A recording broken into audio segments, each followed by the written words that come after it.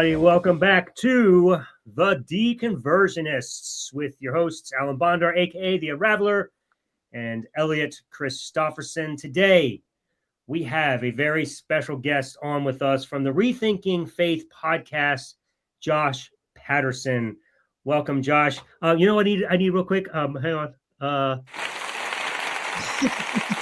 Nice. There we go. Now, Elliot, did you hear that this time? I could not hear that. You still doesn't hear that. You heard it though, Josh, right? I did. Yeah, there was cheering. I was wondering if these even worked because I tried to test it with Elliot. It didn't work. So, well, Elliot, Ellen, you're just going to have to do your own cheering. Yeah, you're just out, man. You're just out. In fact, hear that? No, because you can't hear these cool sound effects. Damn it!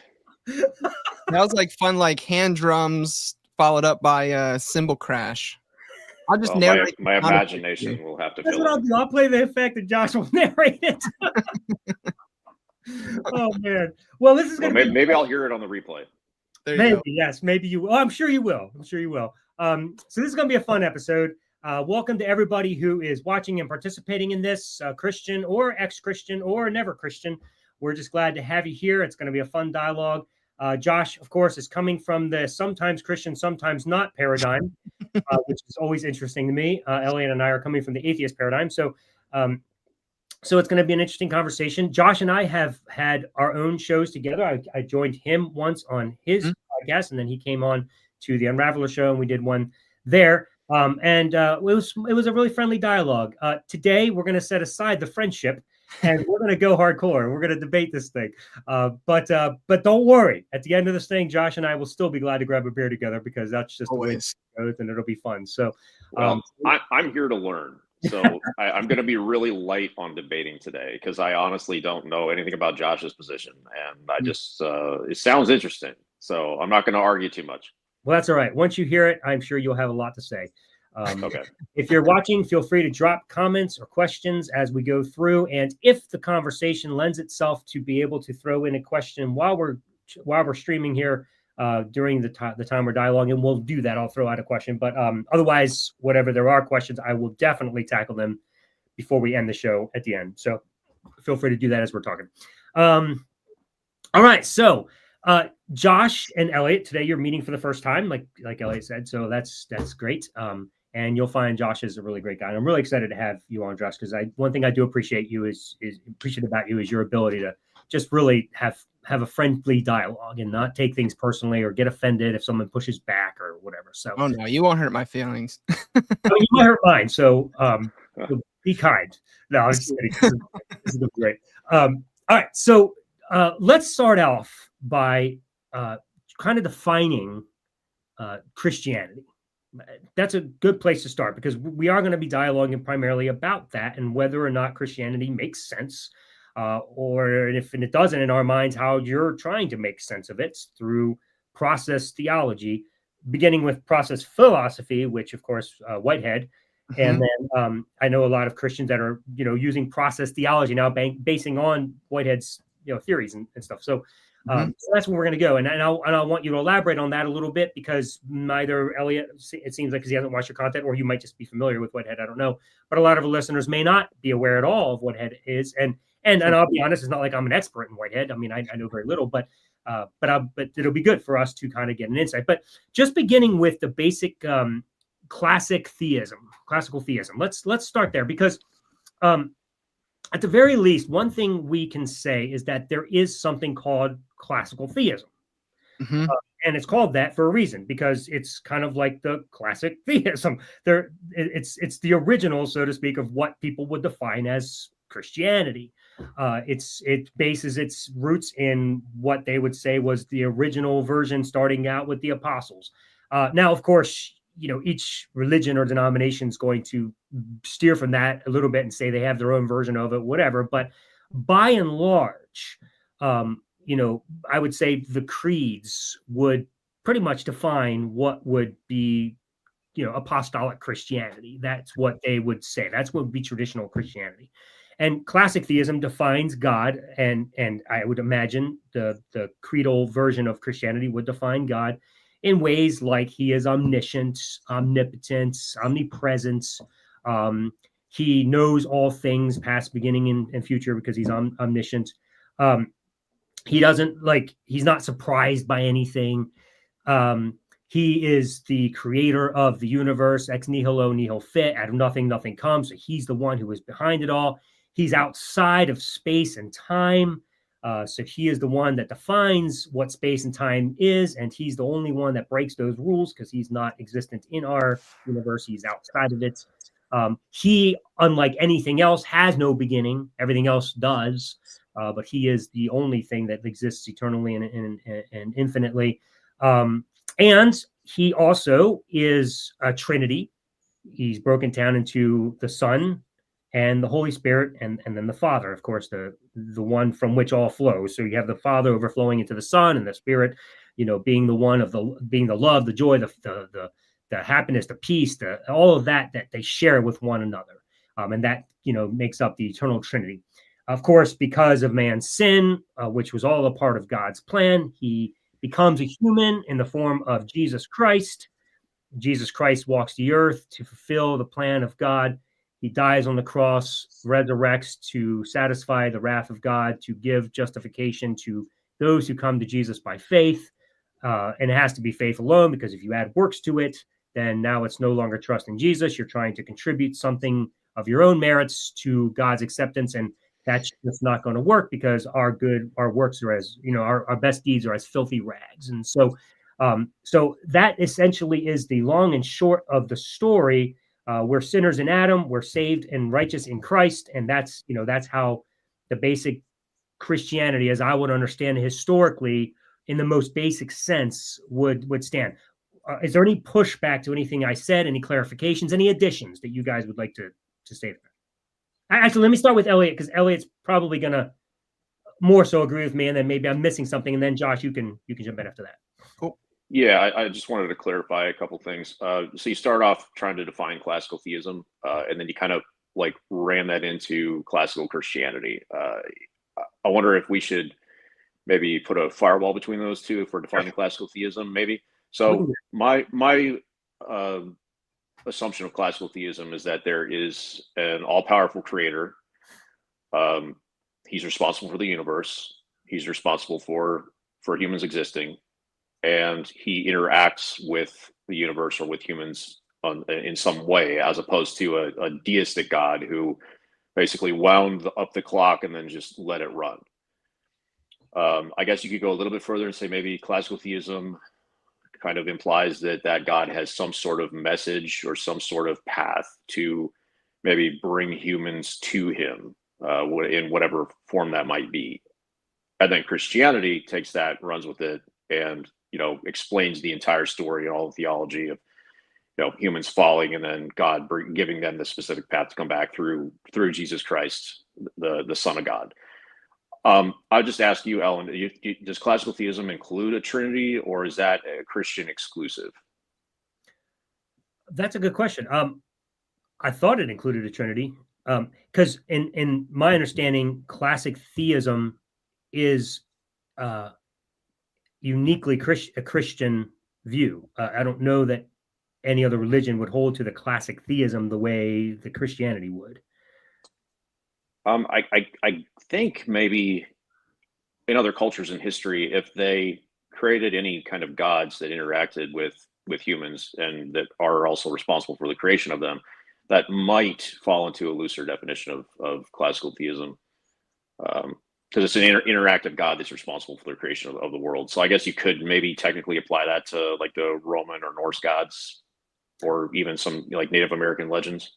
Okay, so we're talking very loosely, because my understanding also would be that classic theism would include that he authored the Bible. The Bible is a part of that. It's his word. That's where we discover who this God is. I could be wrong. At this point, I'd have to just Google it. That's fine. And here in one is one of the things I just want to say. And then Josh, I am gonna turn it over to you. Cool. What we can see though is that even if we nailed down the precise definition of classic theism, and it was a definition that every Christian agreed with, we already know that there are deterrents from whatever that definition is. And Josh is coming in with one of those deterrents from whatever that definition is. And similarly, Christianity's view of classic theism, Christianity's view of God has a historic entrenchment, and some of the things that I described, including Jesus and his salvific work and whatnot, those are all part and parcel of the apostolic theism, apostolic Christianity, how the church would define it. But even if there are some variances that I said that may not even be included in the original, it just goes to show once again that Christianity is constantly deterring away from what was the original. Does anybody really know what the exact original was? I guess you can't, because we don't even have the original manuscripts of the scriptures, so we don't know. But what we do know is whatever it was is not what it is now.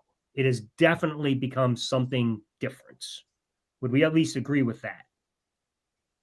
Yeah, I mean, the way that I would want to say it is that there's no one Christianity. There has always been multiple Christianities, plural. And so that's how I would want to say it. I agree with you, Alan.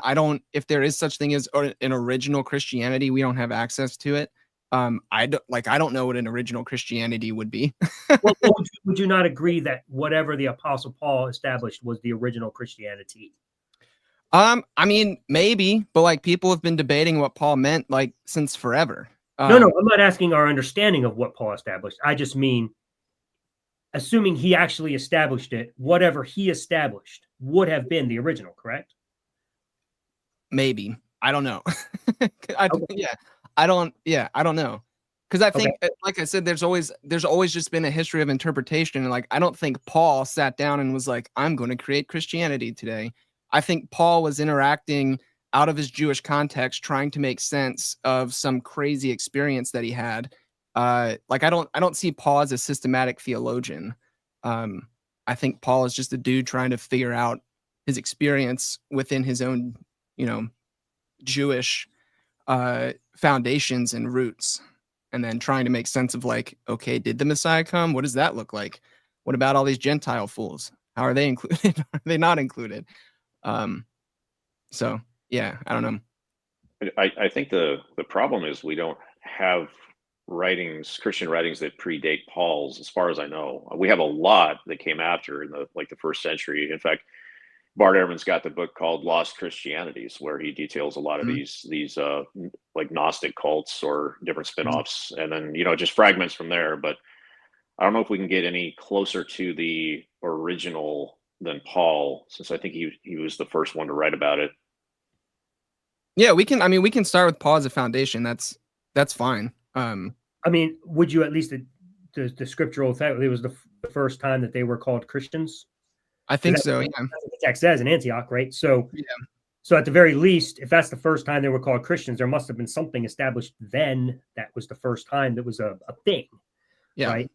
So we may not know precisely what it is, but we do know that there is an original. Mm-hmm. I guess, yeah. Well, I guess it would have to be.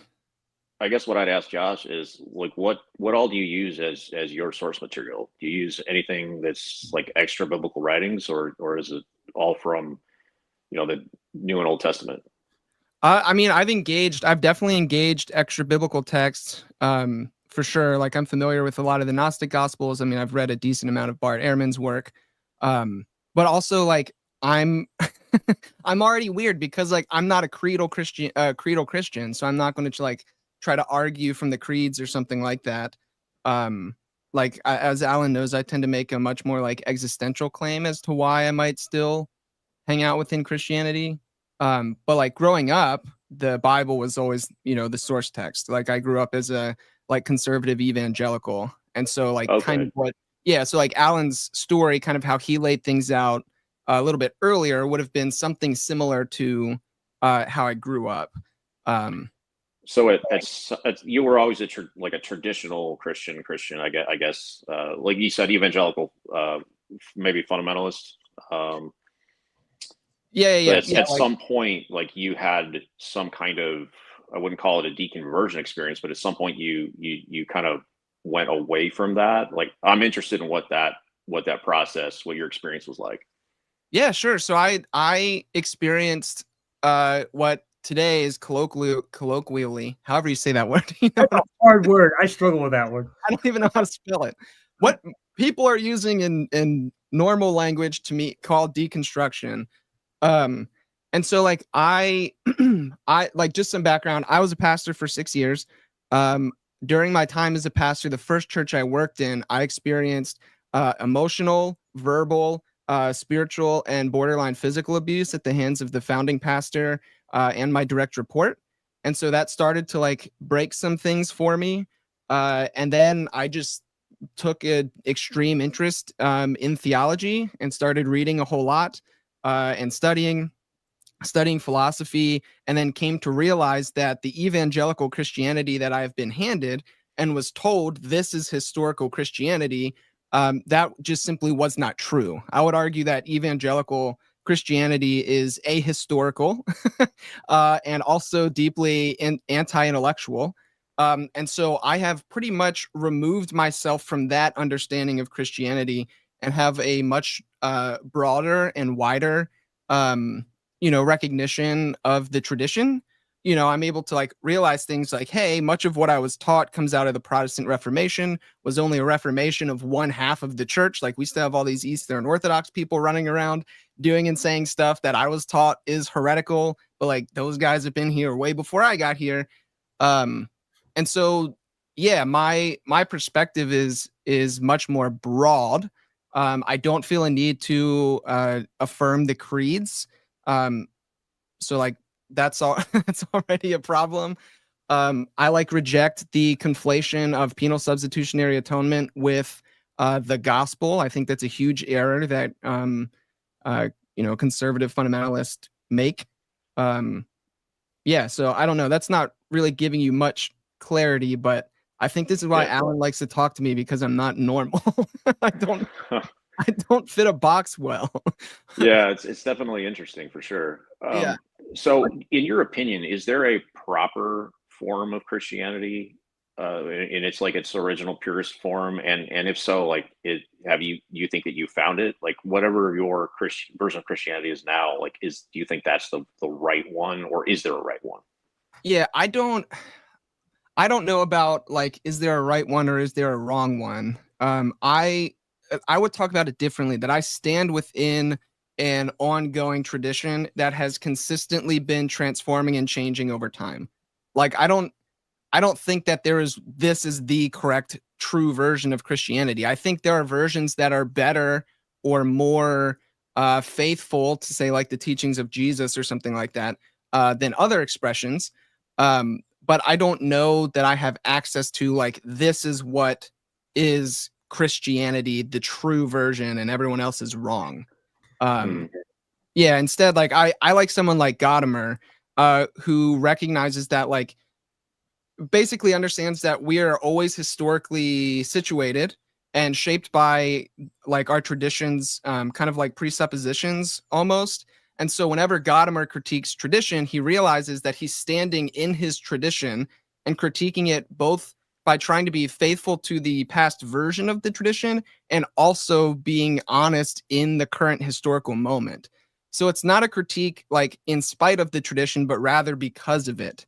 And so maybe that's helpful framing, just to recognize that like I can stand within the tradition and critique it in service to itself. So it's like an active engagement rather than this kind of like, I don't know, blind acceptance of here's the creeds, this is what you have to believe. So I have some questions here. Sure. So number one, so let me just use an example here, and then maybe you can help clarify a little bit. So this is a pen, right?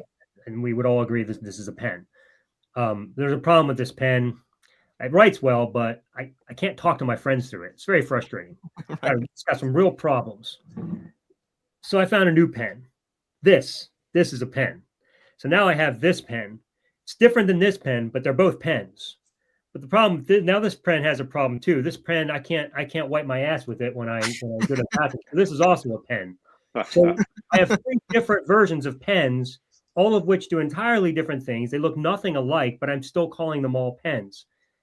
What I hear you doing is that precise thing, and that's what I see Christians doing. It's like, if you don't like what Christianity is, why are we doing something entirely different with it, and yet still calling it the pen. It just doesn't make sense to me. Sure. Well, I think what I would go back and say is like the pen, how I would see it is like the pen that I was presented with at first and told this is a pen. It was not true that this was the entirety of the tradition. This is just one small aspect of it. But rather the pen, the phone, and the toilet paper all make up the larger tradition.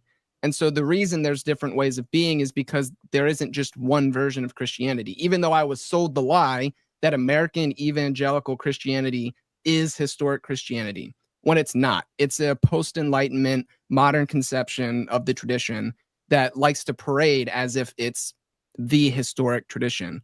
But like they should go read like early patristic fathers, or like I said, go check out some like, I don't know, the Ethiopian like Orthodox Church or Coptic Christianity or the Eastern Orthodox. Like there's all these expressions of it. So like just the pen isn't the thing. I think it's broader than that, if that makes sense. It makes. Sorry, go ahead, Ellen. No, you first. That's fine. It makes sense in a way until you talk about something like salvation, which is a pretty consistent theology throughout, as far as I can tell, just about every version of Christianity. Whether I go to the Eastern Orthodox or the Catholic Church or fundamentalist Baptists, I'm going to get the same core belief, the same core doctrine that humans are fallen and there's a way back, and that way is through Jesus Christ, through some version of faith to reconcile with God. What I don't understand about what you're saying is like, have you rejected the core premise of like 99% of Christianity, and you've come up with something different or adding something to that, or like what's your opinion about the road to salvation that leads through like every version of Christianity, almost every? Yeah, sure. I mean, I think it is rather obvious. Like I agree with you that like talking about salvation has always been something that has been consistent within the tradition, although I do think it's often talked about differently. Like salvation, what I was taught growing up was about like, Josh, you're evil piece of shit, basically can't do anything good. You need Jesus, right? Jesus died in your place. And now the good news is you can go to heaven when you die, and that's salvation. And that's like a very escapist, otherworldly conception of salvation. When then you have somebody like N.T. Wright, who argues, no, salvation isn't about going to heaven when you die. Salvation is actually a way of living into this present reality. So it's a mode of being in the world. It's not about being rescued, but rather about like seeing a more true and more beautiful way to live. It's about becoming more human.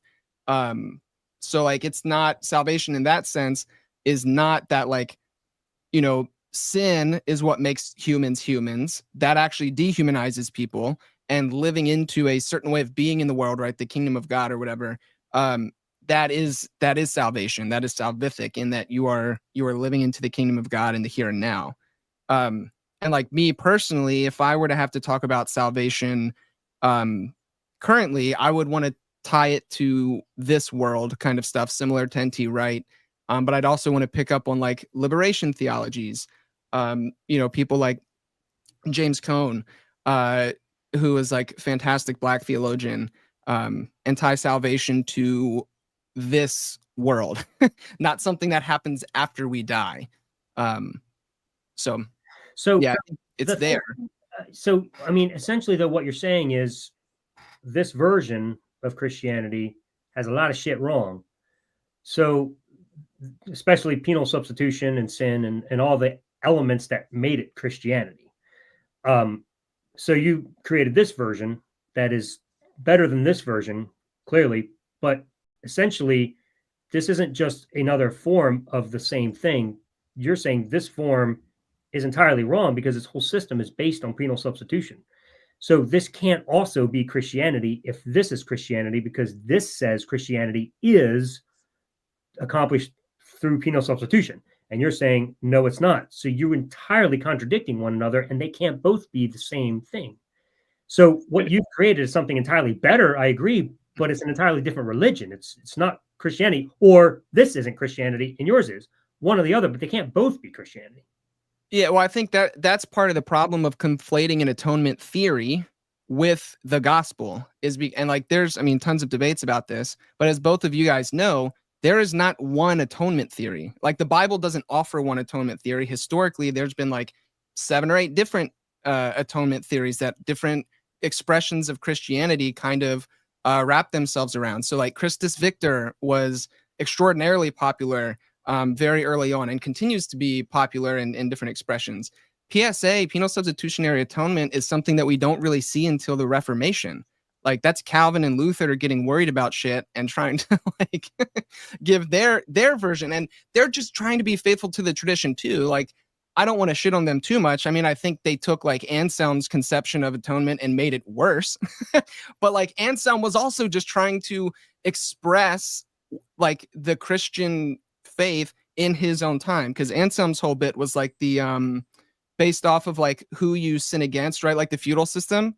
So for Anselm, like if a peasant sinned against another peasant, that's not that big of a deal. But once a peasant sins against a king, now we have a problem because you're going up in the hierarchy. So his whole atonement thing was based off of not that you sinned, but who you sinned against, which was God. And so like that's a huge big deal. And then Calvin and Luther come along and take that and they make penal substitutionary atonement. Or like later expressions, you get like scapegoat theory, or you get just like satisfaction theory in general, or moral exemplar theory. So I don't think we can just necessarily pit them against one another. I think what I'm trying to say is we need to recognize that the Christian tradition has thought about all of these things in a wide variety of ways, in a diverse variety of ways. And I see that as a feature, not a bug. But yes, I would agree. Like PSA sucks, so I don't want that one. But if I come along and I say, hey, I'm a Christian, and Christianity is the fact that I'm a sinner and I need a savior to die for my sins so that I can have a relationship with God. And you come along and you say, I'm a Christian and I don't believe any of that. I don't think Christianity has anything to do with someone dying for your sins. I don't even think you're a sinner. And your relationship with God is intact. And really, I don't even believe in God half the time. Sometimes I'm an atheist. I mean, you start putting those two together and you're like, how is it possible that those two can even remotely be Christianity? Because we're not just talking about variances there. You're talking about extreme contradictions. Mm-hmm. They're exact opposites of one another. Mm-hmm. Yeah, I mean, I guess. So again, for myself, like that's. Hold on, I have to gather my train of thought, because I would want to reject that particular aspect, but still, again, recognize the larger picture. But like, I don't know that I would say that people aren't sinners. I think that's actually one of like the easiest bits to get in Christianity. I mean, I don't think that total depravity is true, but I think it's just kind of factual that people do stupid shit. So, and like we tend to screw things up. I don't think that necessitates like, okay, now, all of this stuff. I forget what your actual question was, but so you could repeat if you want to, but essentially just how, because I agree with you. We do stupid stuff. I would just call that either mistakes or evil or whatever it may be called. But right, you call it sin. The only reason you call it that is because your source material tells you that. Calls it sin, right? But even then, I definitely want to come back to Elliot's question in a minute, because his question earlier, what's your source material?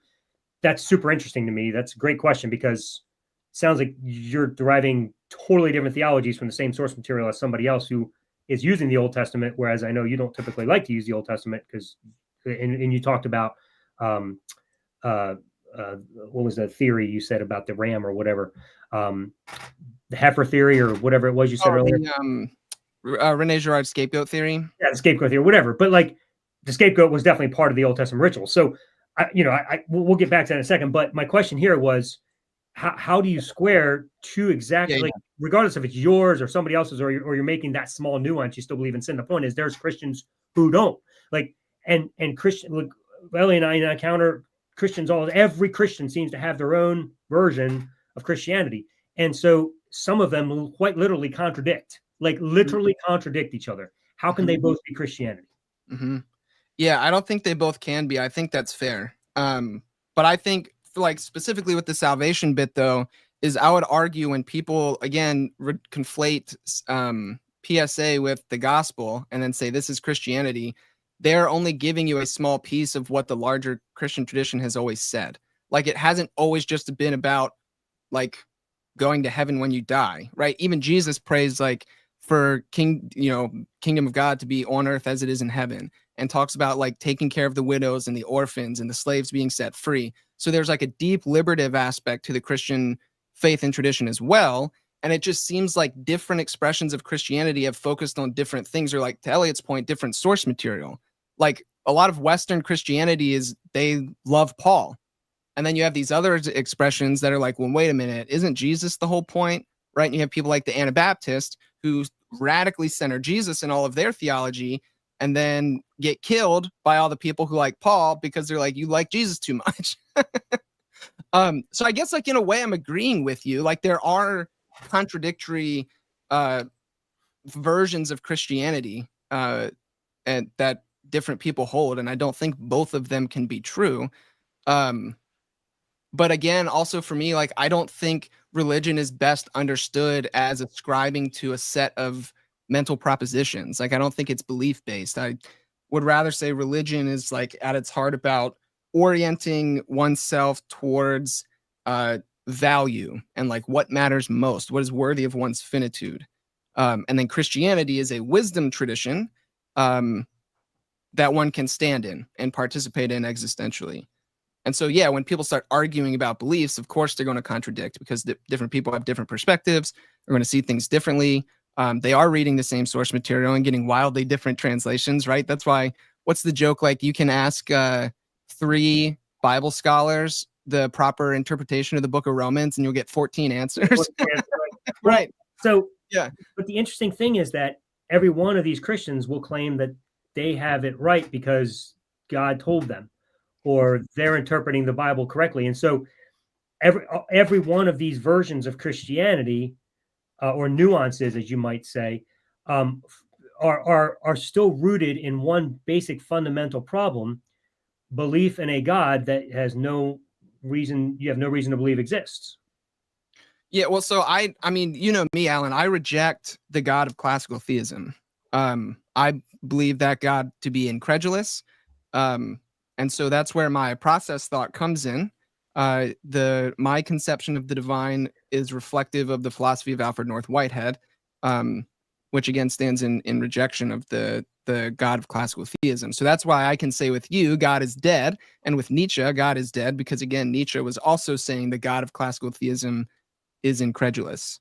So Whitehead was not a Christian, though. So that's an interesting thing for me, why you ended up as a Christian and he didn't, if you're following his model. But his model also basically just asserts, like Christians do, that some God exists without warrants, no proof, no evidence. He just decided to switch the classic God for his version of God, the way he defines it. And sure, it's entirely a different God, but why a God? Why just like here's the thing. My wife Ray and I, we're always debating this term God, because she doesn't mind using the word God. She's all about it. But I know for certain, because of endless conversations with her, she does not mean God the way I mean God. Mm-hmm. But my beef with her and everybody constantly using the term God in a non-classic way is, when you use the word God, by and large, we know what God means. God is much like we defined him earlier. It's some supernatural, powerful being out there that is behind everything, has the power to stop evil if he wants, but chooses not to. He's conscious. He's an agent. He created the world. Like, that's the way most people understand God. Along came a group of people like Whitehead and said, hey, we're just going to come up with some new idea, and we're going to call it God too. And it just became utterly confusing and useless, because it means nothing, because it has nothing to do with what people understand as God. And so my question is, why? Why are you continuing to use a word that literally has its roots in something entirely different, and would also require a dictionary change, because the way you're using it, and Whitehead used it, means nothing in the dictionary. It's a totally different word. energy would be a far better use of the way you guys are defining it, except that you believe that it has conscience of some sort. And I would say, I don't know where you're getting that from and why you think that. You're just kind of throwing that out of the air. But that, that to me is a huge issue. And then on top of that, then why Christianity? Why does it matter? Like, what you're proposing is a worldview that's entirely different than the predominant worldview of Christianity. And it's just your worldview. And it's like, why not just say, hey, I have a worldview? Why call it Christianity? Why continue to use terms that convolute the conversation when it's absolutely not the same thing at all? Yeah, that's my question as well. Like, why use the Bible at all? Why, if you're going to stray so far from mainstream Christianity, and I say that because I know that that whatever denomination or sect you are of Christianity, yeah, there's going to be arguments over the nuances of the theology. The devil's in the details. Fine, but overall, and maybe I'm just really ignorant about this and just haven't familiarized myself with a lot of the stuff that you're reading and listening to. But I don't see the huge difference that you do amongst Christianity at large. I see this core proposition of who humans are, what the problem is, and what the road to salvation is, in general. And it seems to me like you've strayed really far away from that, to the point where, like, why even use the Bible? Why not just kind of, I guess, make up your own version of God, your own religion? It sounds like that's what you're doing. Yeah, sorry. I'm writing down, trying to capture all of the questions you guys asked. We'll shut up now and let you catch up. Sorry. No, yeah, it's all good. It's all good. So I think what I'm going to have to step back, though. Maybe I should just step back and try to explain where I'm coming from to begin with. So I very much am a firm believer that all things should start in experience, and that we should believe based on evidence. That's my foundation. And so the part of the reason I ended up critiquing and breaking away from classical theism is because the God of classical theism did not meet my experience of reality. I think they are deeply contradictory and they don't work. I also don't think the God of classical theism is the God found in the pages of Scripture. I think you can argue for a God of classical theism using the Bible, but I think you can also argue for a God that looks more open and relational as well. So I think even within the pages of the Bible, there's not one, this is the right answer kind of thing. I think the Bible is multivocal, not univocal. So anyway, starting with experience and also recognizing Christianity is a religion that lacks a metaphysical system. There is no inherent metaphysical system for Christianity. And so, great. That means that when ancient Greek metaphysics give me classical theism, I'm free to reject that because it's not inherent to the religious system. So first and foremost, process thought for me philosophically is my metaphysical grounding of everything else that I do.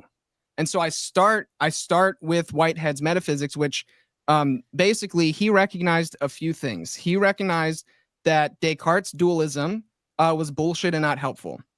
And so what people do is they either become an idealist and say everything is consciousness, or they become a reductionistic materialist, which is kind of like the assumed metaphysics of science today, although most scientists won't admit that they have a metaphysic because they don't like being critiqued on it, but they all assume it. So that's one option. Or Whitehead does what's called dual aspect monism. So he says, no, it's actually both and. The fundamental realities that create, are generative of the universe have both a mental and a physical aspect. So that's an important thing to take note of. And then that also allows Whitehead to recognize, a lot of times within the kind of reductionistic materialist space, or Whitehead calls it a mechanistic materialism, is that makes humans seem awfully special. That the entire universe is nothing but dead matter and just kind of this machinery. And then all of a sudden there's people that are meaning-making machines that experience value, beauty, truth, goodness. And they want to say things like the universe doesn't matter, the universe doesn't care about you. When in reality, Whitehead flips that on its head and says, no, humans are not a metaphysical exception to the universe, but they are an exemplification of it. And so you are what the universe is up to. And so the universe does care because you care. You experience value, beauty, truth, goodness. And so, oh, do you have a question, Elliot? Yeah, before you get too far ahead, I wonder Okay. if you could just define what you mean by metaphysics. Metaphysic is just kind of like the philosophical endeavor concerning the nature and character of reality. So I'm not talking about like weird witch shit in the corner of like your independent bookstore with like rocks and whatever. Just like the core of what reality is, what it's made of, how it functions. Like an abstract concepts or thoughts, ideals. Yeah, kind of. Okay. Yeah. So like you would say gravity would be a metaphysical idea. No, well, gravity is something that we can like, that we see and experience. I don't know if gravity would necessarily be metaphysics. I think that's just physics. Yeah, that'd be part of the physical world. What would be an example to you of a metaphysical thing then? Metaphysics is like behind physics. It's like kind of the system of how things work and function. So the idea that the world is only made up of material objects, that is a metaphysical claim. That's a philosophical claim. That's not a scientific claim. That's a metaphysical one. Well, because meta is with, so we're talking about with the physical. So we're talking about something that's not physical, and I'm asking for an example of what would be a metaphysical thing. Yeah, so like yeah, like what I just explained, like dual aspect monism is a metaphysical claim that the building blocks of reality are both mental and physical. Would the laws of physics be metaphysical, as in they are something that explains the physical? That's what I meant by gravity. Yeah. Yeah. I don't know. Like I think the theory of gravity would be the metaphysical concept that explains the physical force. Right. Yeah. That's sure. I don't. I don't know. I don't want to venture. So essentially, like metaphysics are the things that humans like make up or create to explain reality. I don't know if it's necessarily make up. I think it's based off experience, but yes. Like discover rather than make up. Sure, discover. But I think like we discover like physics too, right? Like math is something that we discover. I don't think. Yeah, great. So that's what I'm asking. Like, give me an example of something we've discovered that would be considered metaphysical. I don't think that's. I might be again out over my skis. I don't think that's a metaphysical question. I think metaphysics is like behind the thing. It's like a foundational perspective of like how reality. Or actually, hold on, let me see. My buddy Andrew has a definition. Maybe that'll be helpful. We'll steal from him. Well, I'm pretty sure I understand how you're explaining it, and I would agree, I guess, with caveats, but it makes sense to me. Yeah. Oh, so here we go. He says, I would define a concept as a metaphysical thing. Typically, you're talking about spirits or something like that. So I'm curious what I really don't want to move forward until I understand this better. Yeah, I'm not talking about like spirits and ghosts and angels. Right, you've made that clear, but that's typically what metaphysical is. So that's what I'm asking. Yeah, within like certain Christian traditions, I can understand the confusion. So for how I'm talking about it, here's Andrew, who's pulling from Whitehead, says metaphysics is the integrative branch of philosophy that endeavors to frame and categorize the ultimate ideas and concepts essential to understand the general nature of reality and our experience within it. Put simply, defining metaphysics. Any and all dimensions of human experience in order to construct a tentative scheme of ideas in which to interpret that experience. All right, so you're essentially defining metaphysics as that which, like, the concepts that we derive from our experience, how we explain it, basically. Yeah, our interpretive framework. I guess that was helpful. Because like if that's how we're defining it. But again, like that sounds like we're now redefining terms again. We've redefined God, we've redefined metaphysics, we redefined Christianity, we're just making it up as we go along, and then we're calling it the same things it used to be called, but just calling it something different. And what ends up happening is it sounds like, wow, we've come up with something really brilliant when all it is just something different, but it's not the same. And it's so confusing because I don't know what we're talking about anymore. Sure. Well, you have to remember Whitehead's not doing, and this is why it's confusing to throw process theism at people prior to process philosophy, because it's notoriously difficult to understand. But the metaphysic is like the foundation. the God actually becomes a metaphysical necessity for Whitehead while he's constructing his philosophical scheme.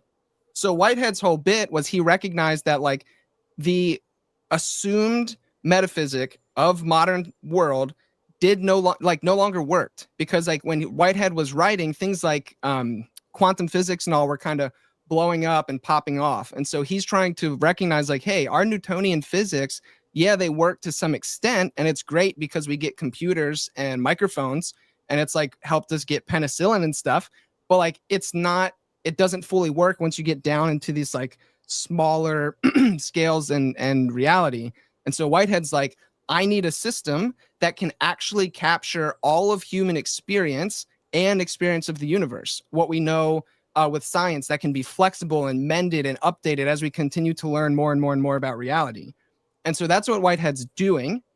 And then he basically comes to this recognition and position that reality is more event-like than substance-based. So it has an event-based ontology rather than a substance-based ontology. So it's a whole different way of thinking and engaging the world. And then for Whitehead, God becomes this almost like metaphysical necessity, but God is not this like, again, thing that is outside of our metaphysical system. Instead, God for Whitehead is the chief exemplification of it.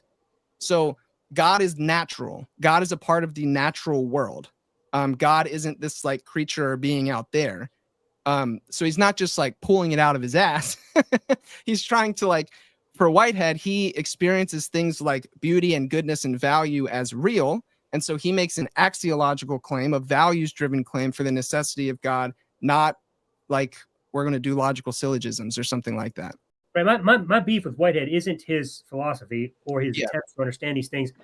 Personally, a lot of the things that he said and that you're explaining, great. All are wonderful ventures to understand the world better. But to apply the word God to it is so freaking unnecessary.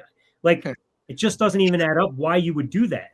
It's so confusing. Like, why would you redefine God entirely, and then just say, well, this is God?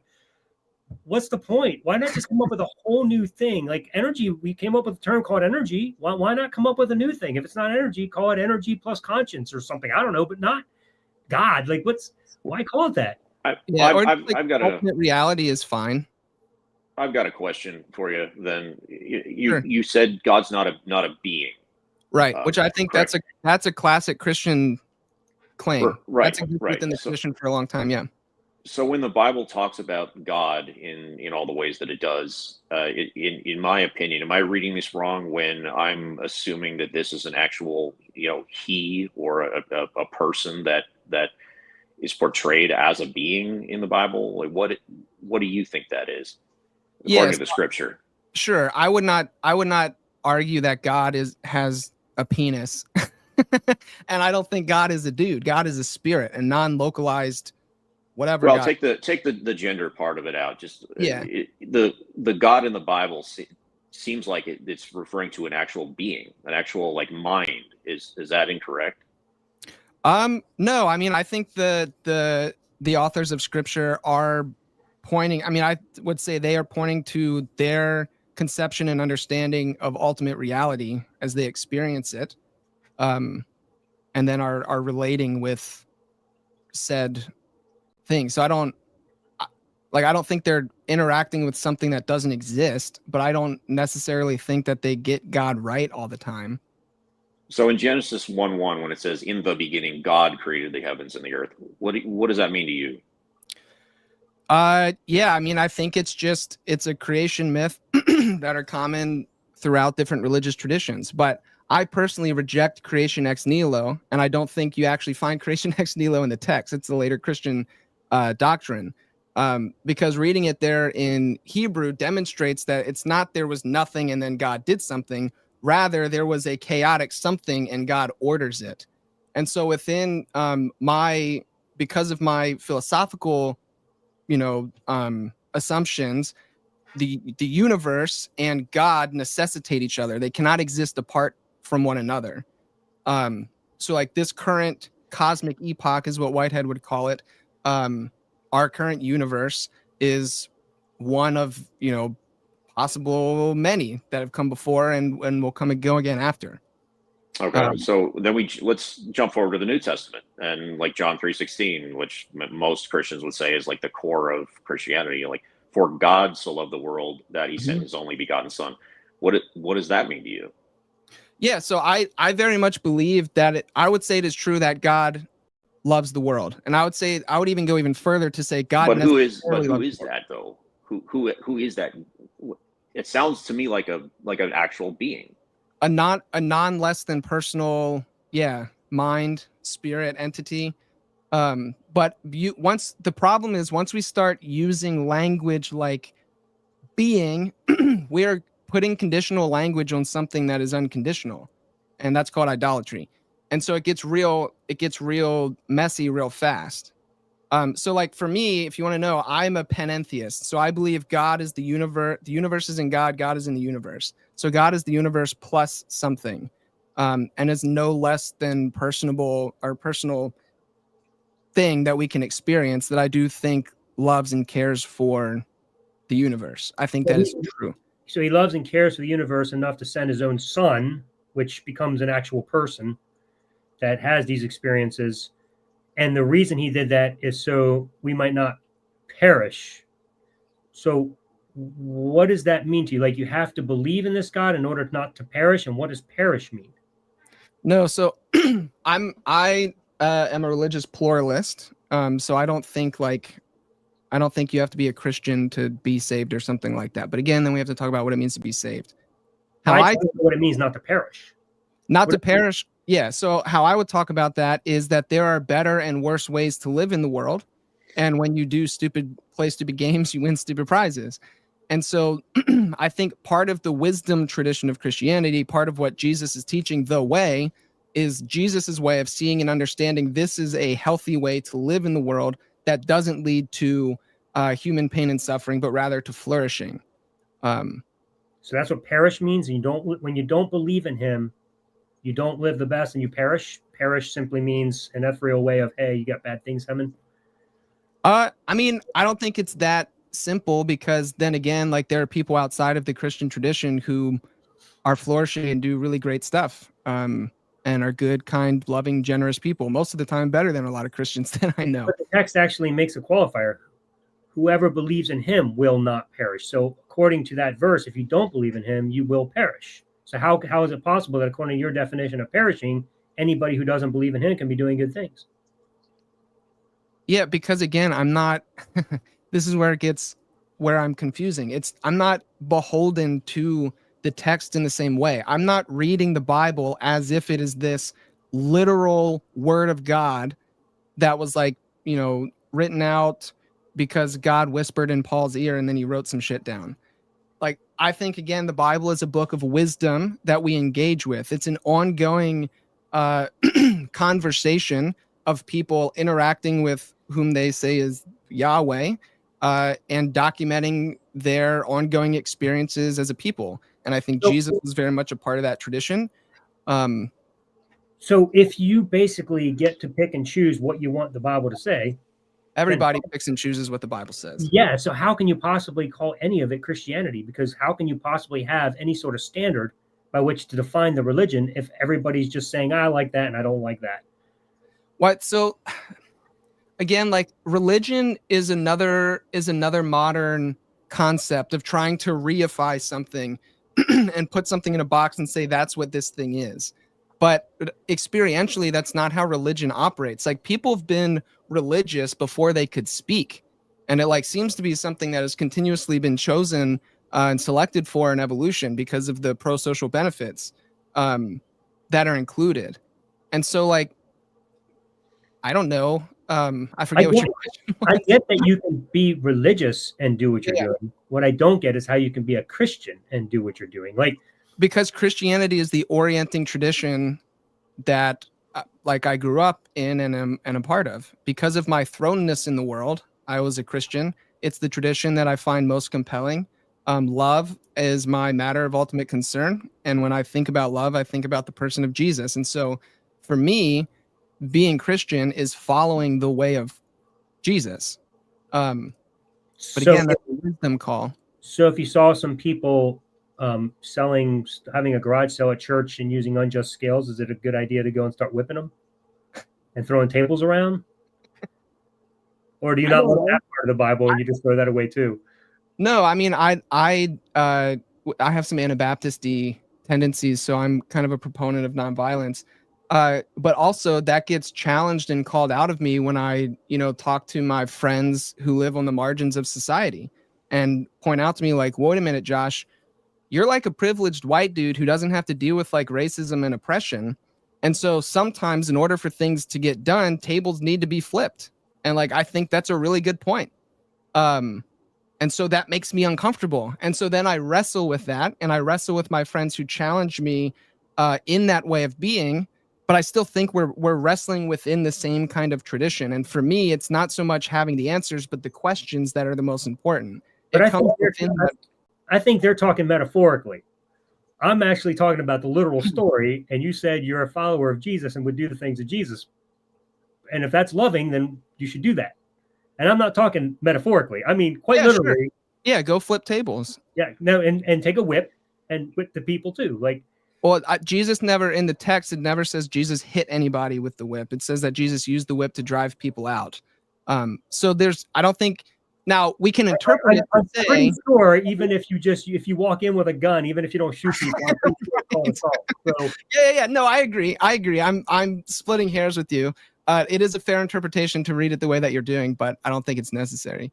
But even so, let's pretend like he's not whipping the people. It's still an illegal action to take something and start whipping it around to scare people away. Like you would be arrested for that. And yet we call that love. I mean, depending on what you're standing up for, sure, it can be loving. Okay. So you would do that? Yeah. If necessary, sure. Okay. Interesting. So, I want to change the subject just a little bit. Protest is the voice of the voiceless. Sorry, I don't want to interrupt. I want to keep going. I want to change the subject just a little bit here because, I mean, this is kind of confusing for me. You mentioned evolution a few minutes ago, and I'm curious what your belief is on the origin of life. Is it something that evolved, like in the mainstream model of evolution? Do you affirm that? Yeah, I'm comfortable with like the current scientific understanding of evolution. Okay, so what's wrong with the theory that human consciousness and self-awareness is simply a side effect of an evolving brain, and there is no truth, there is no metaphysics. It's just this misstep in evolution, struggling really hard to understand itself in the universe, but there isn't anything underneath it. Yeah, so that's kind of like the reductionistic materialist perspective. And then once we get into like philosophy of mind and the hard problem of consciousness, I think reductionistic materialism is incapable of explaining consciousness.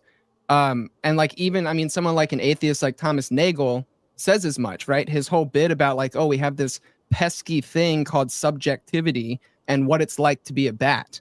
Like we don't have access to that. And so our reductionistic materialist framework is incapable of capturing the breadth of reality. And so it's an inadequate system rather. But then you have the other people who are like, okay, well, it has to be mind-body dualism then, right? So there's consciousness and there's also matter. But then the issue is, how do you get these two things to talk to one another? And there's like, again, no real, no leeway there. It doesn't really work. And so for me, in my perspective, what I find most compelling is panpsychism, although I would prefer to call it pan-experientialism because people often conflate consciousness with experience when you say panpsychism, and I'm not comfortable doing that. So I want to say instead that experience is fundamental to reality, and it goes all the way down. So the smallest entities, quark, quasar, whatever, have experience. It's not consciousness. It's not complex like you and I. But as evolution happens, consciousness becomes this kind of emergent property of a complexification of systems. So like that's how I would want to talk about it.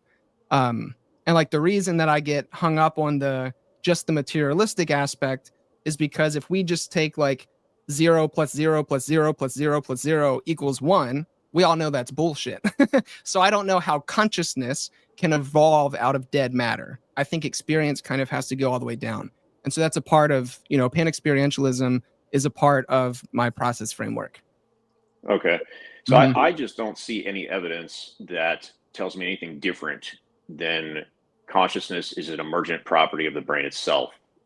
Like it's simply it's a physical process. I can't find evidence for anything outside of that, except just how I feel. But that's going to lead me into all kinds of weird stuff, which is I kind of feel like that's where we're at in this conversation.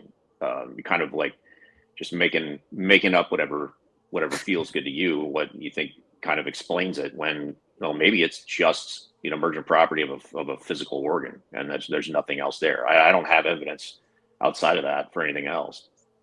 Yeah, well, I mean, again, you're asking a philosophical question, not a scientific one, and so then you have to go to the philosophical literature and see how people are debating it. Like panpsychism is currently on the rise. It's like it got made fun of kind of at first because, again, people conflated it with saying that like the tree outside is conscious, and if you say "fuck you, tree," that now the tree is sad or something. But that's not what they're doing. And so think of someone like Phil Goff, and his book Galileo's Error is fantastic. And he has a new book out called Why. That's really good. I had him on the podcast to talk about that. But like he's an atheist panpsychist who now is coming to kind of feel like maybe there is something greater, like some kind of ultimate reality. Which also again, thing in the scientific community as well. Again, you're saying feel, and so panpsychism is on the rise. Well, I mean, everything at some point is on the rise or on the decline. Like it doesn't mean that it's actually true. Sure, I agree. So I mean, the problem is philosophy is only useful to us when it functions within reality. Yeah, of course. And reality is determined by science because currently that's the only method by which we can determine reality, because so far we haven't been able to produce a method that can tell us anything about the metaphysical, but we don't like that term anymore. Let's use the spiritual or the supernatural. I don't believe in supernatural. Would you believe in God? God, but God is a natural aspect of the universe. Oh, he's natural. So everything to you is natural. I'm a naturalist, so theoretically, I would have no problem with your thought, except some of the ideas Whitehead added to it, and you might be adding to it, is the idea that it's a conscious thing and it's behind it and it's directing, or it's giving and knows all the paths, and it predicts them and gives people. Those are all agent terms, and I see no reason to believe that there's any sort of an agent functioning behind the scenes in all of this. That's an idea you're throwing in there with no evidence whatsoever, because we can't verify that. Well, so I think for me, the evidence is my human experience. I experience goodness, beauty, truth as sure, real. And you experience them, but you're attributing them to something you can't verify. Well, I'm just saying that in my philosophical system, if I can't capture the depth of my experience, then my system is inadequate. And so I need to be able to explain, like, for example, this conversation. I think like truth matters, and I think you guys do too. Otherwise, you wouldn't have this podcast, right? So truth is real, and I'm like, great. I want truth. Well, it just matters to us. I mean, that doesn't mean that it's some kind of transcendent, metaphysic. It's just like right. I care about it because I have to interact with the world. Yeah. I can't like drill down and give you some kind of more universal concept. Like I don't believe that truth is like a real thing. It's subjective to, like you said, to our experiences, but that's something that goes away when you die. I mean, it's not like it's not transcendent. Yeah, so that's probably one thing that we would disagree on then, because I would want to say something like value is real. That value is built into the fabric of the universe. Like, again, when you say real, do you mean something you perceive or something that's like this? No, I think I experience value, and I think value is built into the fabric of reality. Like, I think, so again, this is where the process thought comes in. The telos, the goal of the universe, is the production of beauty, novelty, and the intensification of experience. And so that's a process claim. That's a philosophical claim that I'm making that I think you two probably both disagree with. And that's where some of our like where we end up talking past each other. Right. Because like, you're assuming reductionistic materialism, I'm doing the process thing, and then we go. No, I'm not a materialist, so that's not Okay. at all what I'm assuming. I actually don't always know all the answers. That's why I'm not going to say definitively wrong. I'm saying I have no reason to think what you're suggesting is true, because you're just making assertions. Like you said that value is something that's inherent in and as real as this, but in the universe. If that were true, then you and I would have the same exact perspective on value. We would think the same things are valuable, and yet I guarantee you we don't. Why would you assume that we would think they're all the same? Why would you assume that we would? Because things in reality are only one. Like I have a light here. You would say it's a light. This is a cup. This is toilet paper. Like, we're not going to debate these things because we know what they are. Sure. But value, beauty, these are things that are personal. They are things that are subjective. They are not things grounded in reality. Yeah, but they're still a part of our experience. And so, like, all I'm saying is that I'm open to possibility. Because when I think about, so like, I don't know, I don't have kids yet, but like, I think one day when I hold my child, that experience is not going to be able to be explained or reduced to a logical syllogism. Like, logic is great and it does a lot of really important things for us, but it is incapable of capturing the rest of reality. And so for Whitehead, what he's doing, he uses this airplane metaphor that I find very helpful. He recognizes that we start on the ground with experience, and then we have to take off and fly around. And this word might be scary, but use our imaginations, get creative, try to describe reality in the best way that we can, but then we still have to come back down to experience and land that plane. And so I'm not making any strict Josh is right, everyone else is wrong claims. What I'm trying to do is say, oh, wow, for me, I found process thought to be internally consistent and parsimonious, make sense of my experience, and it gives me a rational way of being in the world that can capture, things like science, religious experience, love, these kind of things. And so it's not so much for me like I need Alan and Elliot to agree with me, but like I think I have a rational, coherent system that functions well. And that's, how I interact with reality. So I understand what you're saying, and I agree up to this point. Okay. I'd ask you. So you talk about value being transcendent. Mm-hmm. If every living thing in the universe suddenly died, would there still be value? I would say yes. Because there is intrinsic value in because again, for me, my ontology is event based. And so each moment of becoming is like a drop of experience. And so experience is inherent in reality itself.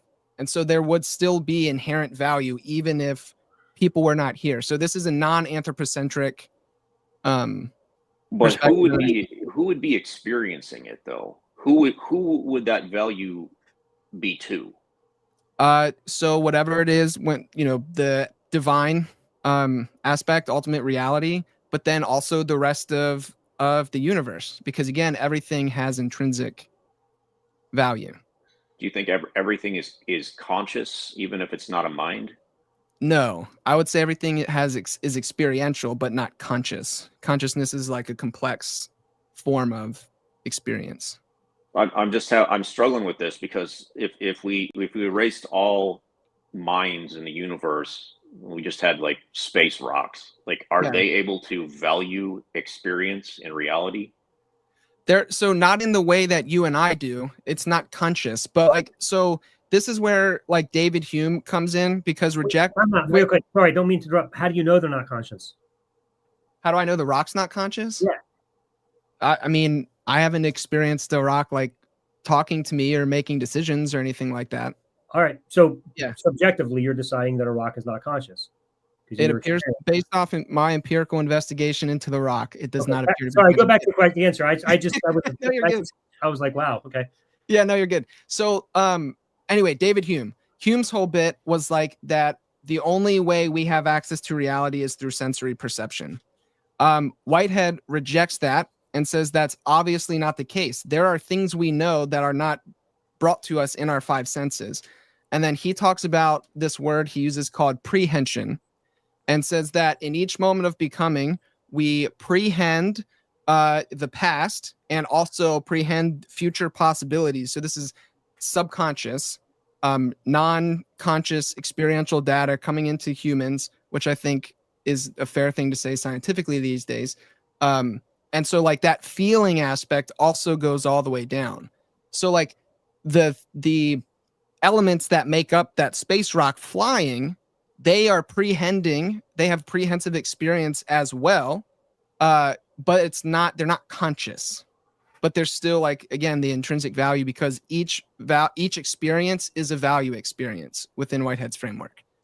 So I don't want to be like too blunt here, but yeah, it's to me it just sounds like Whitehead's making stuff up.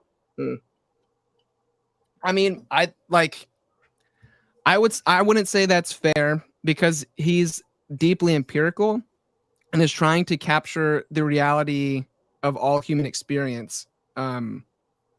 But again, well, human experience, like you're adding this extra human experience to, you know, objects, physical objects without minds. I don't see that at all. That's where I say he's just making it up, because like it's just so weird. Here's my beat. Like, let's just say on the odd chance that Whitehead's right, it would be a guess. And that's the point that Eliot's making, is there's nothing to demonstrate that anything he's saying is true. It's just, this sounds great. But that's fine. It's like the same thing for God. If there is a God that exists, you got lucky, because there's no reason for you to believe it. Well, I think so. Here's part of the thing. So like from a phenomenological perspective, like Husserl talked about all things, it's like the principle of principles. All things that are evidential count as evidence, right? So that's Husserl's bit. And then the problem is, from like our own experience, we all bring our own a priori commitments to this conversation. So in my reality, I am open, like God is a thing, a possibility. But for someone who's an atheist, God is not a possibility. And so the things then, because of our framework, we would count as experience. Not true at all, dude. That wasn't a true statement at all. All right, well, then that's fine. But so then regardless, though, I still think it's true that what we would count as evidential is going to be different based off of a priori commitments. So what are your a priori commitments? I'm assuming the process framework. Okay. And I'm assuming materialism. So we're like at a brick wall. We're assuming naturalism. So here we are. We're all going to talk past each other. It's very frustrating and confusing, but that's why it's fun. Because like, fine, but that's the whole thing is like, why are like I'm trying to just base my life on things that I can know for certain, and frankly, that even has a presupposition that we're not just brains in a vat, and you know, and that this is reality that we live in. So I'm starting off right there with a presupposition that I think we all have to, because otherwise, if we don't have that presupposition, then we can't even have a conversation, honestly. So I mean, that's just an honest presupposition that we all share. But beyond that required presupposition, why leap to conclusions that have no grounds to believe, no evidence to substantiate? And by that, I don't mean evidence that's consistent with the claim, because you can make claims and by all intents and purposes appear as though they match your evidence, but your evidence could also demonstrate 50 other possibilities also. So like the thing for an intelligent designer, for example, you know, if intelligent design were true and we could prove that unequivocally, that still doesn't prove it's God. It just means that it's some intelligence. So that piece of evidence demonstrates that it could be a million things. It doesn't prove this one. So sure, why leap to conclusions that it is this when we don't know that it is this? Instead, why don't we say, hey, this is one possibility, but I don't know, and I can't say it is, and I'm not going to live my life like that because I have no way of proving it. Yeah. So again, for me, it's going to come down to what counts as evidence. Like, I think to only look at like what can be empirically and scientifically verified as like that's the only thing that counts as evidence in life, I think that's an extraordinarily narrow way of viewing reality that is incapable of capturing like even just human experience. And so all I'm trying to do is take my human experience seriously and offer an understanding that captures those things. And go ahead. I was going to say, so it sounds to me like what you're defining as evidence is otherwise known as faith. No, because I'm talking about things like love. Love is not, you cannot capture love in like with the reductionistic materialism.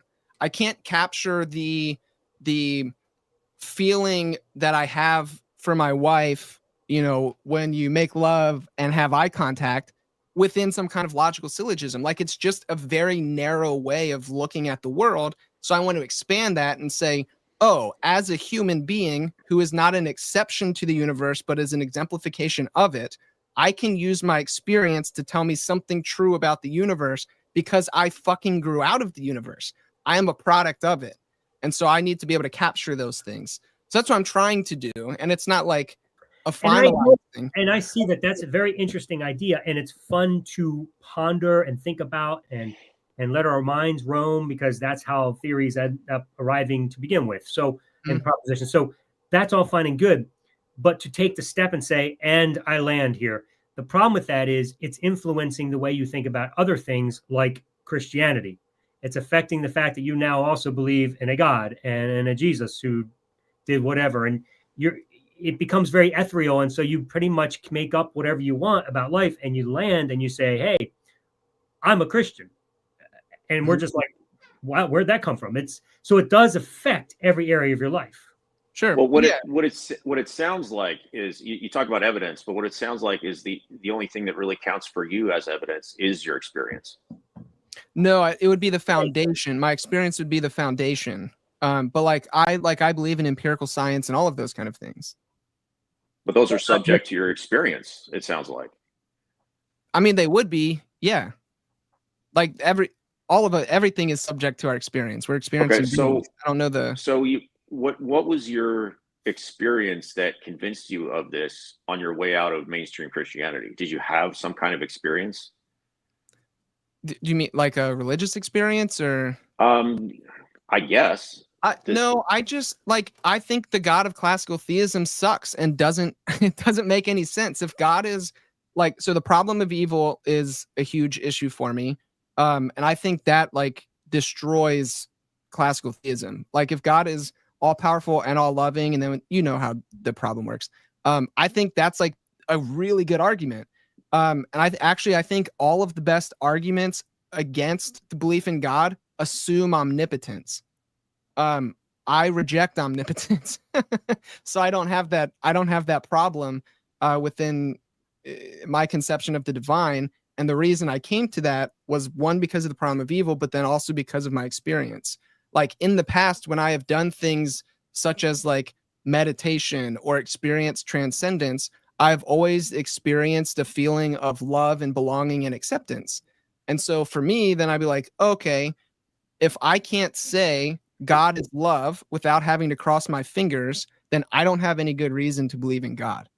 And for me, process thought is like the best version. Like, I'm not sure God exists. This is, I like to talk with Alan about this too. Like, I'm not convinced that God is real, but on days when I am, process thought is the framework that makes the most sense for me.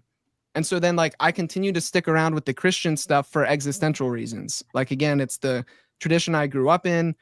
For me, my definition of faith is different than Alan's. I pull from my buddy Aaron Simmons, who is a phenomenologist and Kierkegaard scholar, and describes faith as risk in a direction.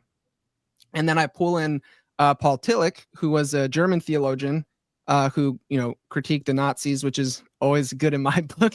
And he says, faith is our matter of ultimate concern. So everybody has faith in something.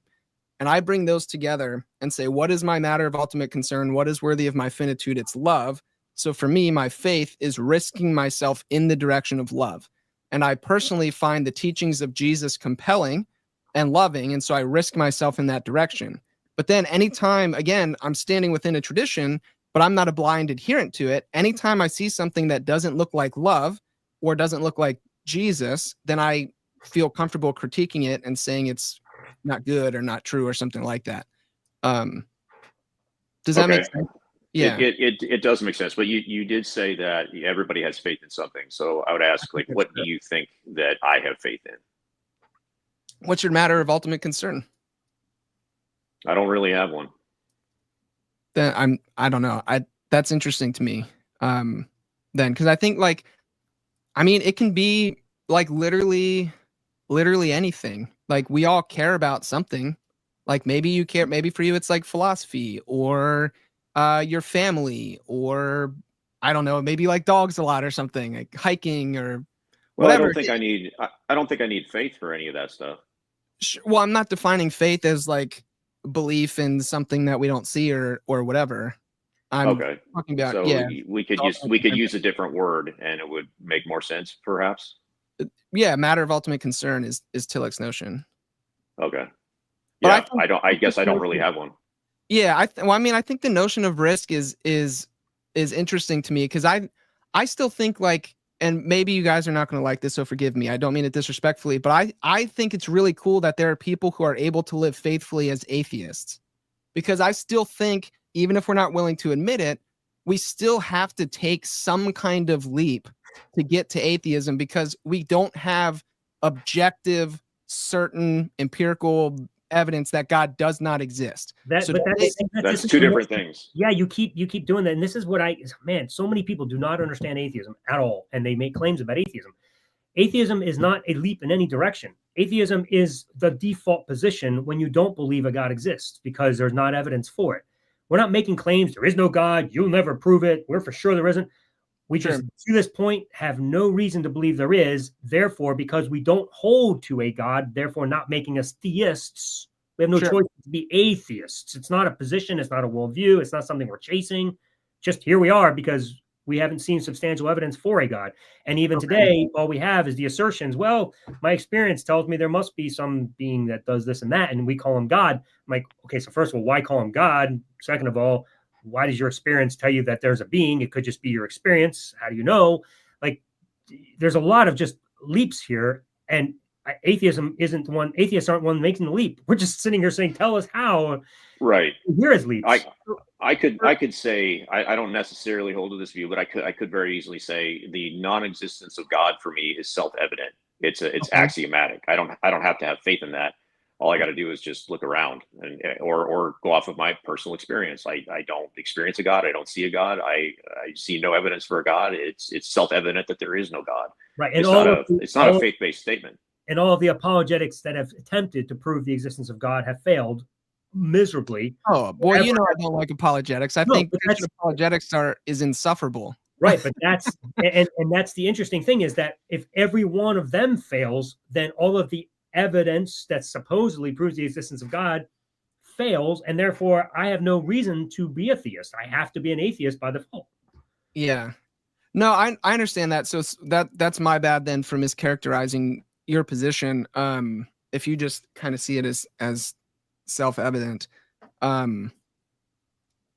Yeah, but I don't know. So then if you're not making the strong claim there is for sure no God, then that the faith bit wouldn't apply. Yeah, there's two fields of atheism. There's weak and strong, or soft and hard. And hard atheism or strong atheism says there is no God, and the counter to that is soft atheism, which is just I don't see any evidence for it. I can't assume that it exists. Right. Typically, it's also Gnostic atheism versus agnostic atheism. That's what I was going to ask. Like, what? Because when I think of like what you're describing, I think more of like agnostic, like that compared to atheist. So it was just like a confusion of terms for me, I guess. Well, no, just atheism in general is just the default position, like we're claiming.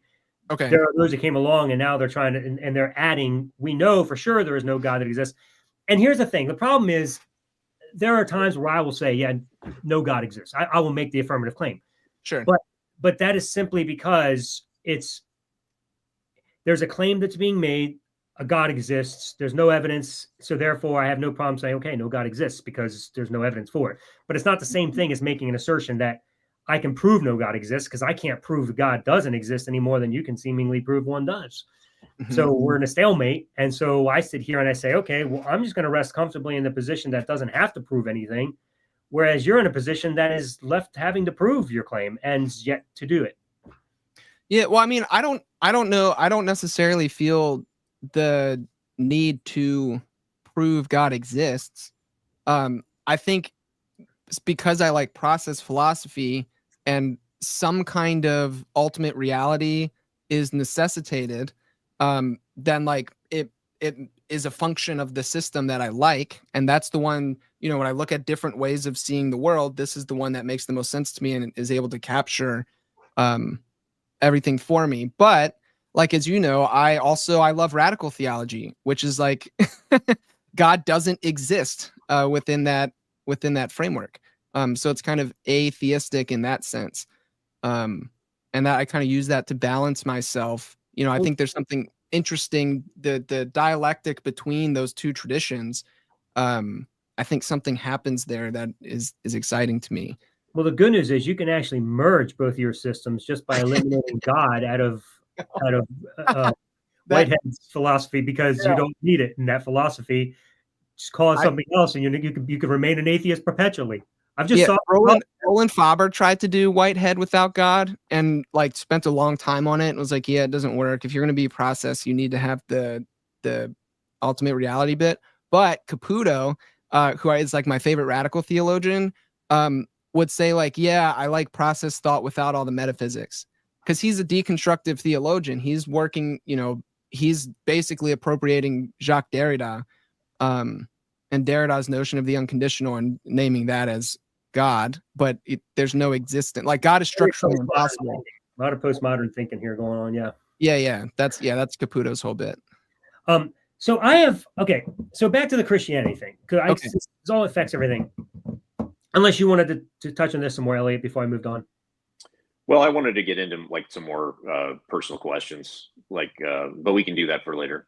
Okay, we'll get back to it. So let me give you a kind of an analogy here, and this is going to be dramatic, like a really drastic analogy, because I think I do think it fits. Not that I'm paralleling the evils of Christianity with the evils of sex trafficking. So I'm going to use a parallel, but I by no means although I think there's a lot of evils that are in Christianity, like I think throughout the Old Testament, I think there's a lot of advocation for child molestation, and it makes me sick. So maybe it's not that far off after all.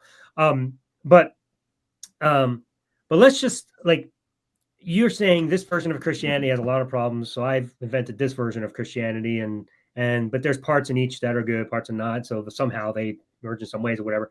But you see problems with this one, and this one has a lot of evils to it, like the belief in child molestation or advocation for slavery, or what's that? Genocide, or even substitutionary atonement, penal sacrifice, sinners, evil, like all these things you think are detrimental to people. Like these are just terrible ideas that hurt people. And as a Christian, you're still advocating for Christianity, therefore saying, hey, in a way, you're supporting this version of Christianity by virtue of the fact that you're still a Christian, even though you're claiming there are problems with it. But it doesn't matter, because they still get to say, yeah, but we're all just Christians, and so you're just a different version. So let's say I come along and I say, man, I got a lot of problems with sex trafficking. But you know what? I have a whole different version of sex trafficking, one that's way better. By sex, I literally just mean male and female. And by trafficking, I mean making sure cars don't run into each other on the street. And I have a male on this corner and a female on that corner, and they're trafficking. And I call that sex trafficking. And I come out and say, hey, I just have a different version of sex trafficking, but I'm going to continue to use the same term because I like it. And I'm going to be a part of this. I am still connecting and advocating for sex trafficking by using the term. And even if I'm calling it evil, there's still an association there. And why would you want to say, I'm a sex trafficker and I'm proud of it? That's just weird. But that's essentially what you're doing with Christianity. You got all these things that are pretty much evil about it, and yet you're coming along and saying, oh, I'm a Christian and I'm just proud of it. That just doesn't add up, man. Well, I mean, I think the conflation between the two doesn't quite work, but I think your point is well taken. And it's also, I mean, it's why I don't often go around presenting myself as calling myself a Christian, because of all of the baggage that I want to avoid. So when I do end up using that word, I have to be very careful how I'm using it and define it, which again, it goes to your point, is problematic. But I think that's going to be the truth in general. Like if it is factual that I'm an American, but that doesn't mean that I support the fucking crazy shit that our government's currently doing. But I am an American, so like it's still kind of the same thing. That's a great point. Yeah. But yeah, I don't know. I think again for me, it comes back to Gadamer and that notion of critiquing the system from within. Like I think modern white Western evangelical Christianity is so far removed from anything that meaningfully can be called Jesus follower, that like I am comfortable expelling that version. And like that's what I want to push back against is like absolutely that's evil and terrible and wrong. And anytime that a religious system is used to justify the oppression of other people, the enslavement of people, the abuse of children, I think all of that is bad, evil, and wrong. And so for me, again, it comes down to like, I guess my core values, or like what I like, even if we can argue if values are true or not, but I think like the three of us, we probably all have some similar things that we want in the world. Like we want to be left alone and for our families to be safe, our children to be safe, for us to like, have access to freedom and the pursuit of happiness and to flourish. And so like, I get excited to hang out with people like you, even if we disagree theologically on if there's God or Christian or whatever, because my core values are shared with you. And that's to me an expression of my Christianity, not a like middle finger to it. So like I can't escape my thrownness in the world. I feel like I'm always tied, because even when I define myself against the tradition, I'm still tied to the tradition I grew up in. I can't escape it. I feel stuck. So I don't know. I'm just rambling about why I like you guys. When you reference white American Christianity, sure, what is different about that than the Christianity, mainstream Christianity that you find anywhere else in the world? I mean, so global Christianity is going to be totally different based off context. Although American evangelicalism, unfortunately, is exported, into many different countries today. But like the Christian tradition is, I mean, it's so vastly different. Like most of my critiques of evangelical Christianity is not just me making stuff up; it's coming from other parts of the tradition. So like within Eastern Orthodox, for example, if I walked into an evangelical church today and said, "Oh, the hope and good news of Christianity is that one day I too can be like God," I would get fucking stoned. But theosis, the idea that we become gods, is the literal teaching of the Eastern Orthodox Church. So like, what do we do with that? There's a wide variety of differences, but within American Christianity specifically, what I would critique is its tie into conservative right-wing politics. That's a huge one. But if we split off the political aspect of American Christianity from sure. American Christianity, I don't know if it's right to marry those two necessarily. A social political movement is not the same as like the doctrines found in the fundamentals. Sure. Because those have been going on for a lot longer than this strange version of Christian nationalism in America, which is, I mean, maybe hasn't been going on for more than a few decades. Yeah. I agree. Yeah. But that's a version of Christianity I'm critiquing. Like that's part of the version that I left, I guess, which is why I'm focused on it. Like when I deconstructed, that's the version of Christianity that I left behind. Because that's what I grew up in. But I think, I mean, just like sociologically, we see it has shifted. Like religion within this country used to kind of be the primary motivating factor for someone's political affiliation, but that is actually flipped. People make theological choices based off their politics nowadays. And I think that's deeply problematic. Well, it's kind of that. I would say that's like way overgeneralizing. Because I grew up maybe in a conservative Republican home, but our religious beliefs were separate from what we were doing as far as social issues. Sure. Like you could hack off all the. You could hack off. Well, shifted. In your opinion, That's a gross generalization though, because there's a lot of people in the U.S. that are evangelical Christians that like maybe are not political, or they separate the two.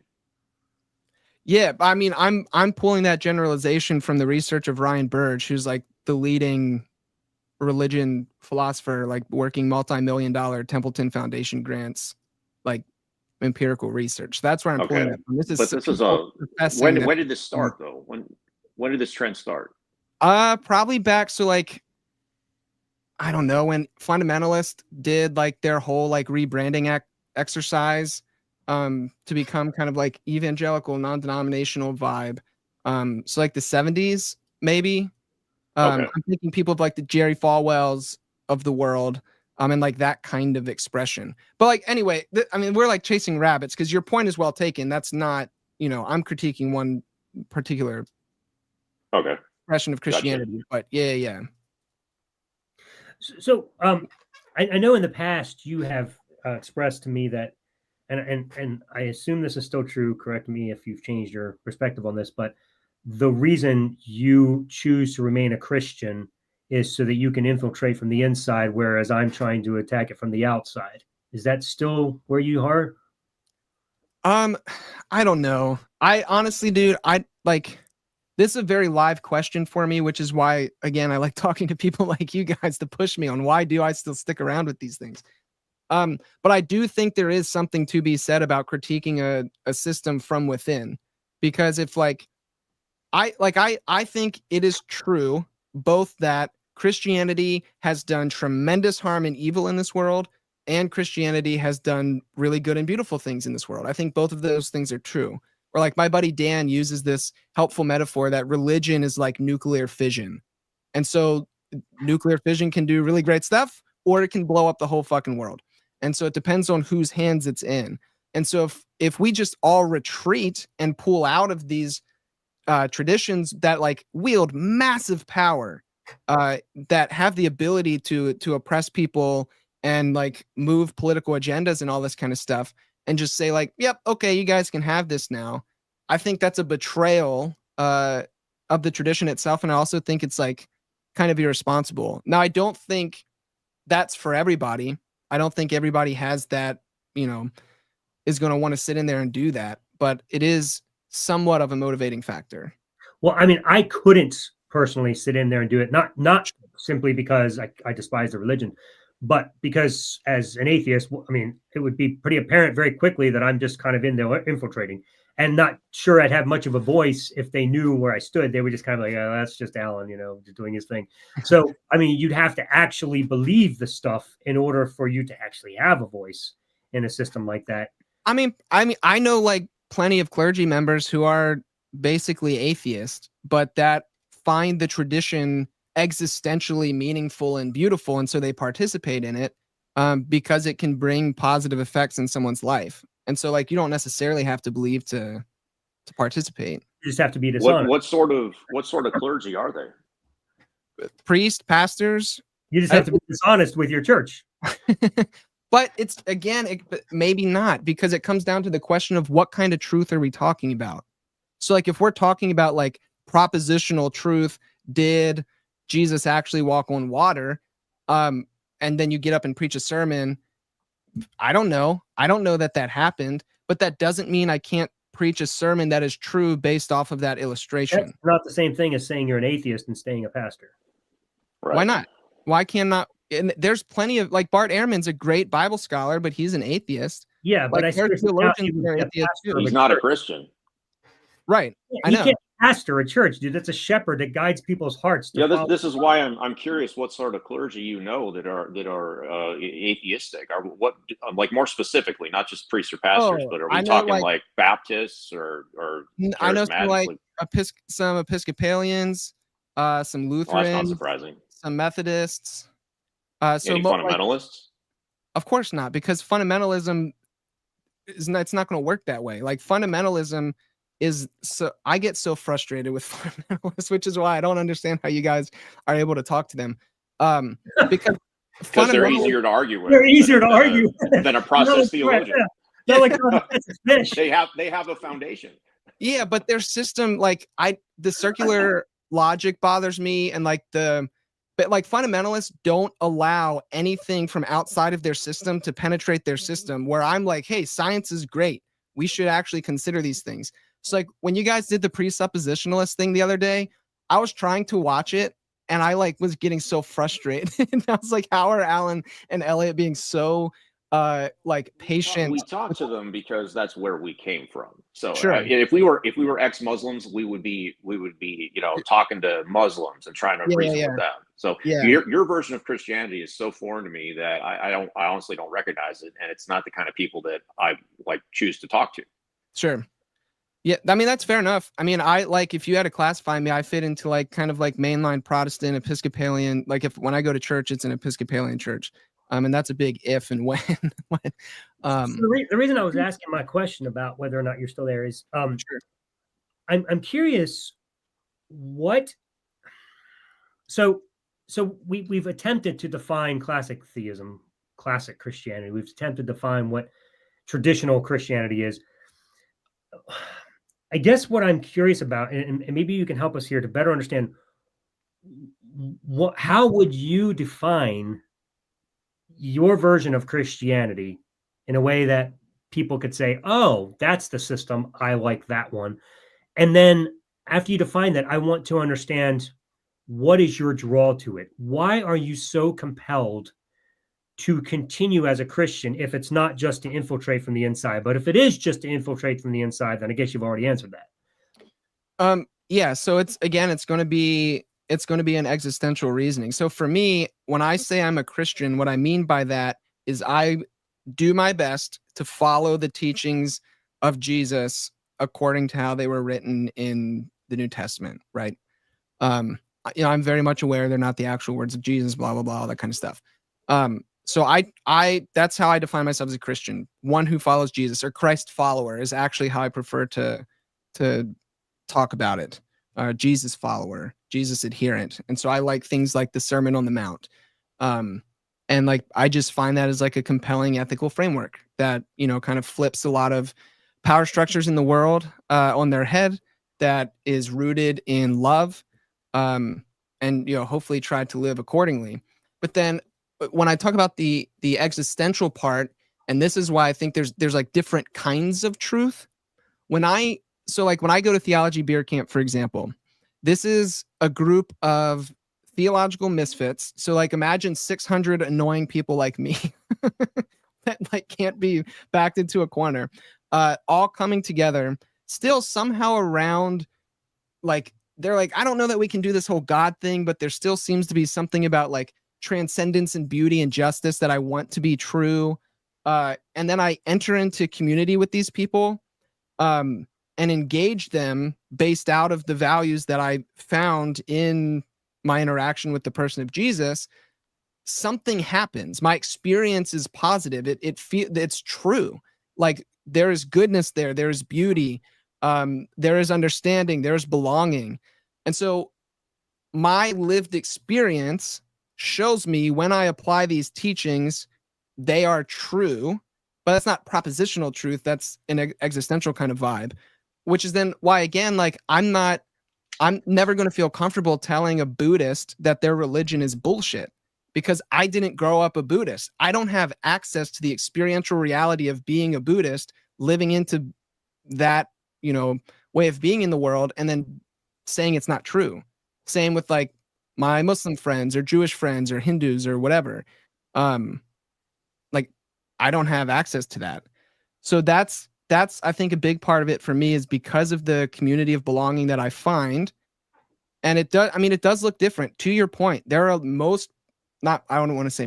many people are not comfortable calling me a Christian, or they get upset with me because they're, of all the various like social things I care about. Like, Theology Beer Camp, for example, LGBTQ affirming, big time. Like, we have trans scholars and philosophers, theologians, ministers that come and speak there, and queer communities, like all this kind of stuff. So there is a more beautiful way to faithfully inhabit a tradition that recognizes its roots and calls out all the bullshit in it and participates anyway. Like, I don't know. It's but I think belonging maybe is where it comes down to for me. So I mean, would you not agree that there are a lot of really good things that Muhammad said as well? Sure. Yeah, I think there are good things within the Islamic faith, and there's also really bad things that I'm not a fan of. Sure. So why don't you also call yourself a Muslim? Because that's not my orienting tradition. That's not my experience. So you're just holding on to it because that's just what you were raised in. Yes and no. It's a framework that I know of that experientially has meaning. But it's not, because you've completely redefined the entire framework. So you've just essentially done the same thing as becoming a Muslim. I mean, I still think that all of this stuff, like I didn't pull it out of my ass. I mean, my metaphysical foundation, yes. But again, Christianity doesn't have an inherent metaphysic. It's a religion in search of a metaphysic, where something like Buddhism is a metaphysical tradition in search of a religion.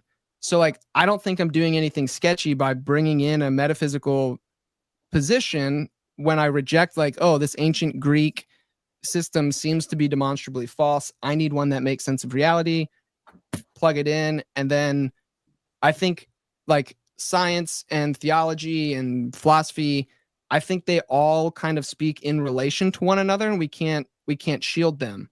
So my theology, my Christianity is going to shift based off what I know of science and based off of philosophy. But also I can use my Christianity to critique the blind spots in, science and philosophy as well. So it's like this interactive, deeply relational system. I don't know. But I probably could I could stop saying I'm a Christian and still exist in the world in the way that I do. Like I will grant you that. No, I have no doubt you could. Yes, I mean, yeah. Something about what you say that is very Christian in my mind to begin with. So, Sure.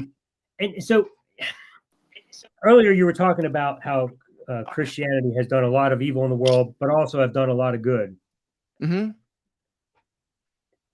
So my perspective on that is there are a lot of Christians in the world that have done good and that have helped advance the world, but I don't think it's because they were Christians. I think it's because they were humans and saw a chance to better society. The evils that were done in the world, however, that are done in the name of Christ, I do see influenced by the teaching of the Bible, like slavery, for example, like the Crusades, things that they were able to use and actually did use verses from the Bible to support the actions that they were doing. So I'm inclined to disagree that Christianity is great to hold on to because it's also done good, even though it's done bad. I disagree with that because I think without Christianity, we would have still had the good, but we wouldn't have had the bad. Yeah, I guess for me it's just difficult to unpair those. Like I think it cuts both ways. Because like, so for example, with the slavery thing, like the whole civil rights movement, who was one of the leading people or groups in the civil rights movement was the Black church. They were Christians fighting against the evils of slavery and oppression in this country, not in spite of their Christianity, but because of it. Yeah, but it had nothing to do with support from the Bible. They basically did what you're doing. Well, we don't like what that says, so we're going to do our own thing. What if we rephrase it and I ask, what is a moral act that is only available to a Christian that an atheist could not come up with on their own and implement? I mean, I don't know if there is one. Like, because I said, I experienced most of the time atheists to be like kind, generous, loving people. And it doesn't necessitate like a moral framework for them to do so. But so what's exclusive to Christianity that I need as far as a moral framework? I don't think there's anything exclusive to Christianity that would be necessitated for you to have a moral framework. But I think there are things that come from Christianity that are positive. But not because Christianity, just because people were Christians when they did it.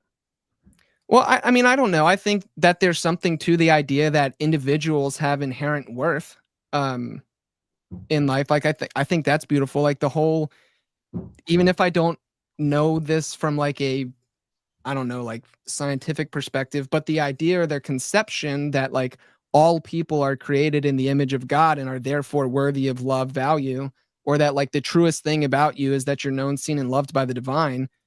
Those are like positive teachings. I think that's a good thing. I mean, I think I'm valuable too, but I don't need a God for that. And frankly, I think I'm more valuable because I'm valuable in and of myself. I'm not valuable because of some God. Yeah, no, but that's the inherent frankly, value. I don't get those from Christianity. Right. Like I can't extract those things from Christianity.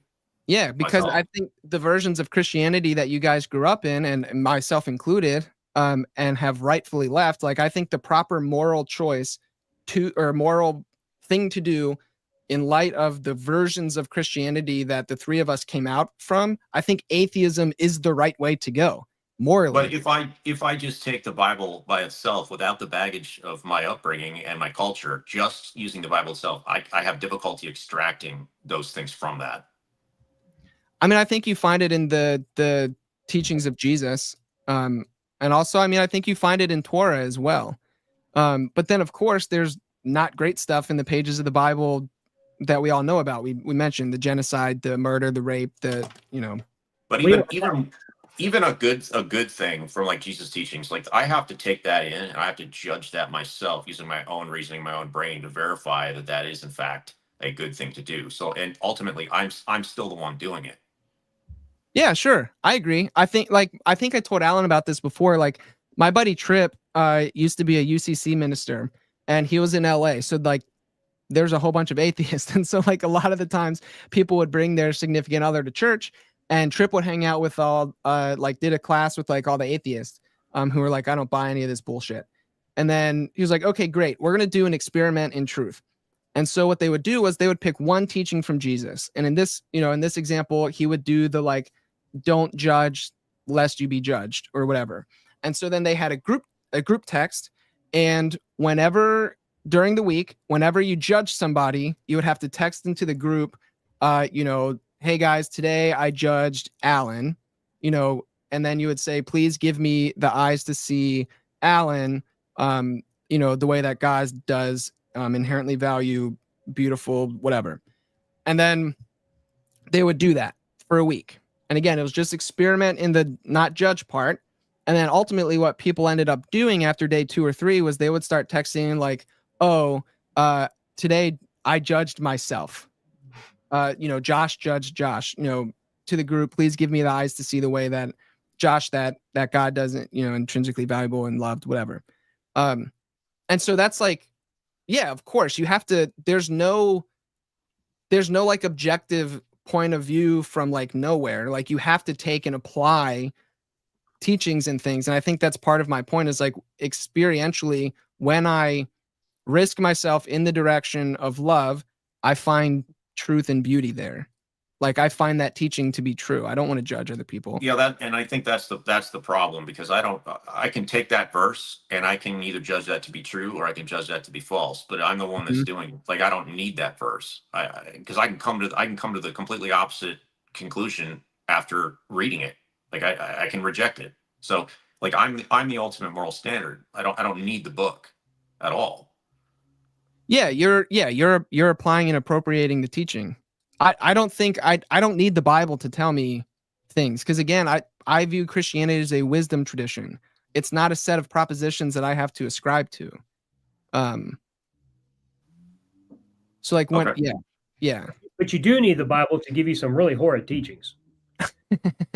But that's my point is like you don't need the Bible to determine anything that's good and valuable that you're talking about. We're talking about like I don't need the Bible to tell me I'm worth something. I just believe that for my own self. I don't need the Bible to tell me that it's a bad idea to go and punch you in the face. Like I mean, I don't need the Bible for these things. But if I'm going to follow the Bible and I don't believe slavery is right, if I'm going to follow the Bible, I'm going to end up becoming a slavist, because guess what? The Bible teaches that not only how to do it, but where to get them from and how to do it properly. And, so if I were to travel back in time and live in the time of Israel during the time of slavery, I would be really fucked up in the head, because I'd be like, well, shit, I thought this was a bad thing. I guess I have to do it. And I'd be going backwards in my morality, because now I'm following the teachings of this supposed God. So I think the Bible brings a lot of atrocities that we would not have had the Bible never existed and Christianity was never on the scene. I do think we would have been a much better world without it, and all religion in general, because I think all the atrocities we see come from those not all of them, but the ones that come from religion, we see coming from the Bible themselves. Whereas without those sources, we would actually think much better the way we do now, as more and more people are rejecting. Yeah, there's a quote, I forget who said it. I'm going to paraphrase it pretty badly here, but it's like to get a good man can do good, but to get a good man to do evil takes religion. Right. Yeah, but I mean, I think that's just true about, like, I think we're talking about people in general. Like, there's of course like plenty, like atheists have done bad stuff too, or like philosophical systems have caused people to do bad things, or like, I don't know, being like a complete and abject nihilist makes people do bad things. But what's crazy though is we're still talking about like goodness and badness. Like there are things that seem to be better or worse in life, and like so like no, and I'm not disagreeing with that at all. Like you're Yeah. absolutely right. There is plenty of atrocities that happen without the religions. I'm simply saying is those religions add to the atrocities, and we'd be better off without them. Sure. Yeah. I mean, of course, I don't want any of the atrocities. Right. And we would have I still believe we would have done all the good that we did without the religious portions. Well, this is the problem with the Bible, is that book has been used for ever since its existence to justify the atrocities. Like it's giving bad people or even good people justification to engage in evil acts. Like it's in my opinion, it's such a poisonous book that we should just get rid of it, throw it out, burn it, whatever, and start over. We don't need it. It only hurts. I just don't see that book helping at all. Yeah, I think that's too overstated. Like I agree with you that it is used to do atrocious things, but also I think people use it to do good things. And I agree, like I agree with what you're saying about like, oh, I can be a good person, I don't need to ground that morally in scripture. But I think it is also true that there are people who are trying to do good things in the world by, taking care of those on the margins, giving the voice to the voiceless, taking care of homeless people. And they're doing it because of the teachings within the pages of... No, but see, they're doing it because of themselves. Yeah, the point you're missing is just using the book to justify it. Right. You don't need a book to justify a good action. Anybody will accept that. But you will need the book to justify the evil actions that it advocates for.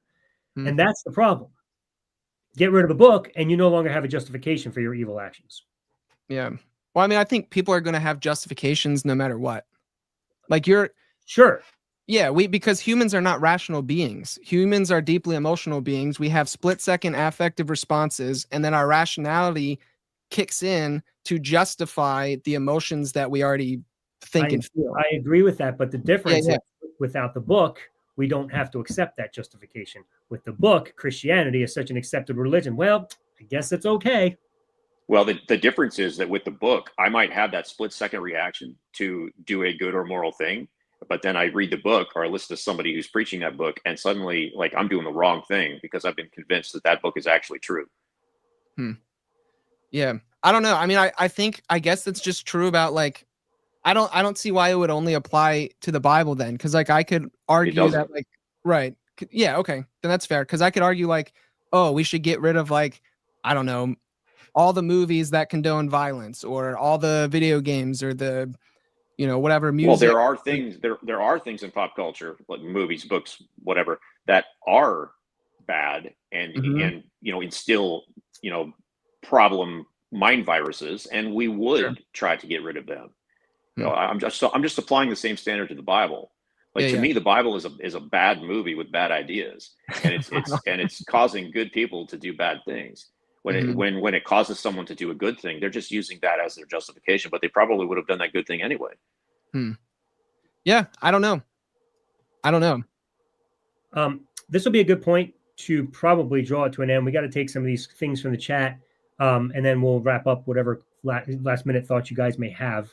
I just wanted to, before we ended, I just wanted to ask Josh, like, what denomination were you before you left mainstream Christianity? It's complicated. I grew up Methodist, and then we went to a Southern Baptist church, which is where I was mostly shaped. And then I went to an Anabaptist college, and I was a pastor in non-denominational spaces. So basically evangelicalism. Okay. And when you were a pastor, were you a fundamentalist evangelical? I was never a fundamentalist, because I don't know, I've always I have like a contrarian spirit about me, so I've always kind of like pushed back against stuff.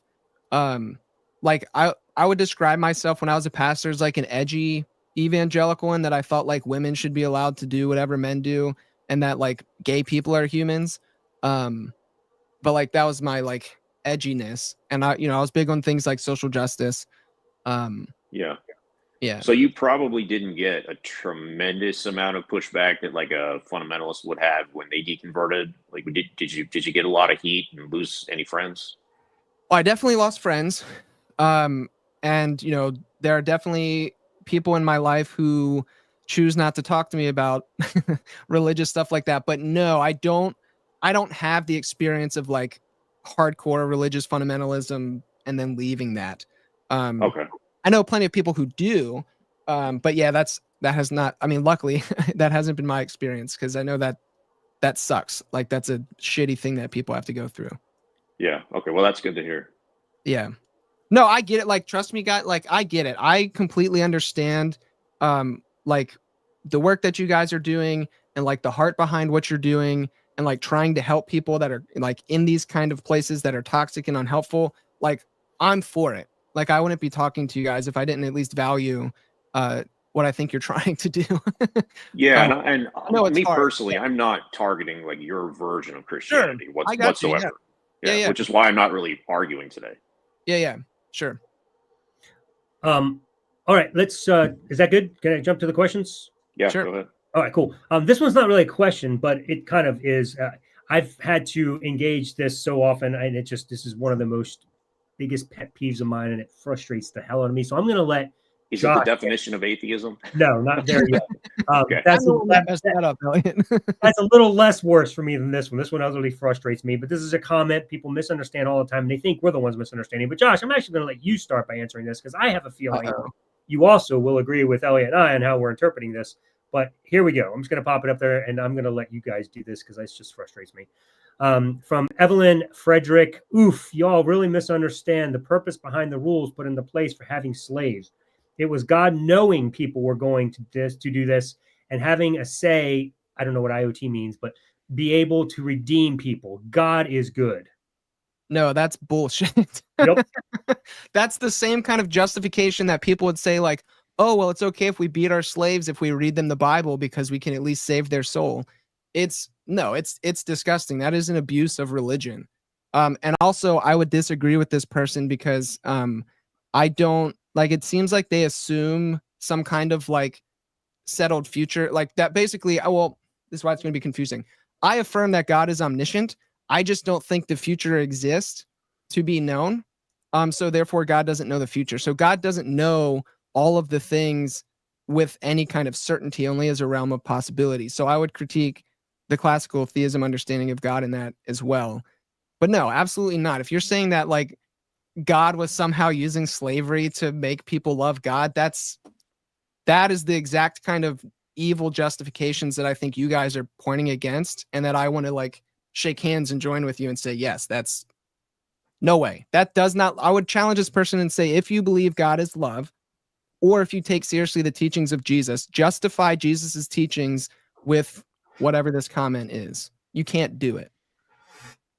And we could use that same exact logic to justify American slavery in the 1850s, because maybe it was for the greater good of the African Americans. Maybe they were taken out of Africa and to America, and they converted to Christianity. So it was good for them. Or perhaps, like, why were we so much more advanced in 1850 than the Israelite tribes were, that all of a sudden we were ready to get rid of slavery?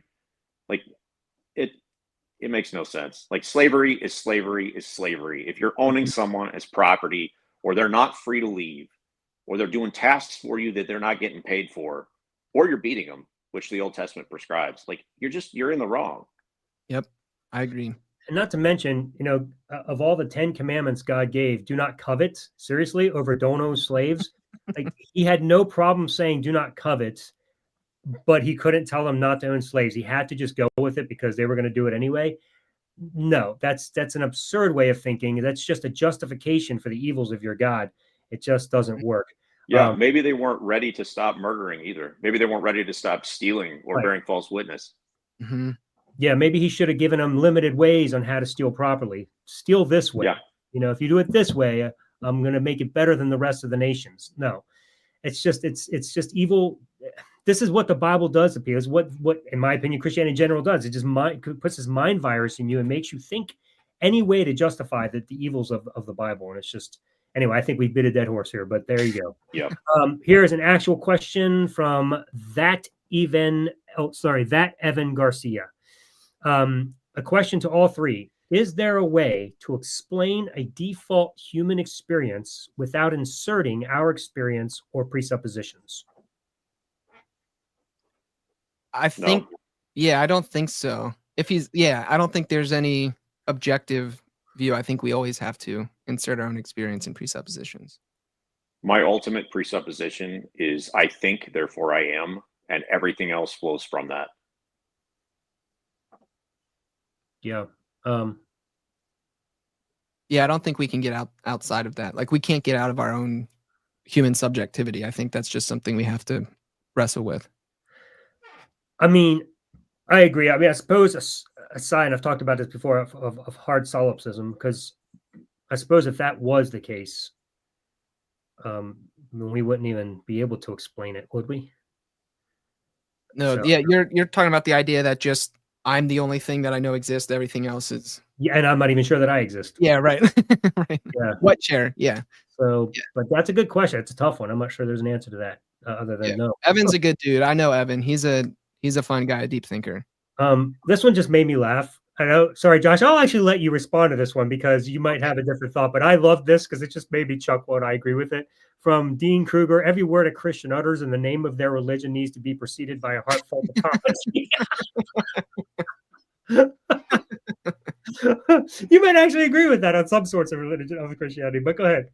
Yeah, I don't know. I do think it's funny, and I mean, I think too. Like, I think it's overstated, but I do think too he has a point. Like, there are things within the Christian tradition that's like I said, I don't want to say I'm a Christian because I'm afraid to be associated with certain things, especially what that means in the context of America today. But I think there are nice things that I could say that wouldn't necessitate an apology. But I get what he's saying and is fun. He asks an actual question here. Josh, how awful does religion need to get for you to ditch it? Yeah, that's a really good question. I wrestle with that a lot. And this is actually a disagreement I have with my spouse, my partner, Noelle, because she wants nothing to do with church, religion, like the theology stuff, anything like that anymore for, lots of very good reasons. And like, I get hung up on like, I don't know, the pro-social benefits of participating within a community that seeks transcendence. Like, that's a net positive for the statistically average person. So I'm like, okay, maybe there's something to that. But yeah, I don't know. I mean, for all intents and purposes, like, I think I have very strong justification and reasons for walking away from Christianity completely. I just haven't fully. Yeah, it's a good question though, Dean. It's one, like I said, that I take seriously and ponder on a regular basis. But I don't know. Because yeah, go ahead. There's a really good book called How to Kill God the Easy Way.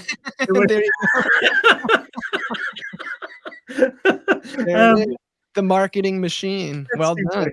I think we need a little bit more clarification here. Evelyn Frederick comes back to us about the slavery thing. It's not justification. It's God adding boundaries that are bound to fail so that people would seek him. That's not what I'm saying. Want to clarify that? Why not add the boundaries all the way out to don't have slaves? Yeah, right. Exactly. Right. I've never bought that boundary argument either. That's like I I don't know, a pretty Christian thing to do is be like, oh, God gave us impossible rules because God knew we were going to break them, and then that would turn us to God. Okay. I don't know. I think that's silly. Josh, I love when you sound like an atheist.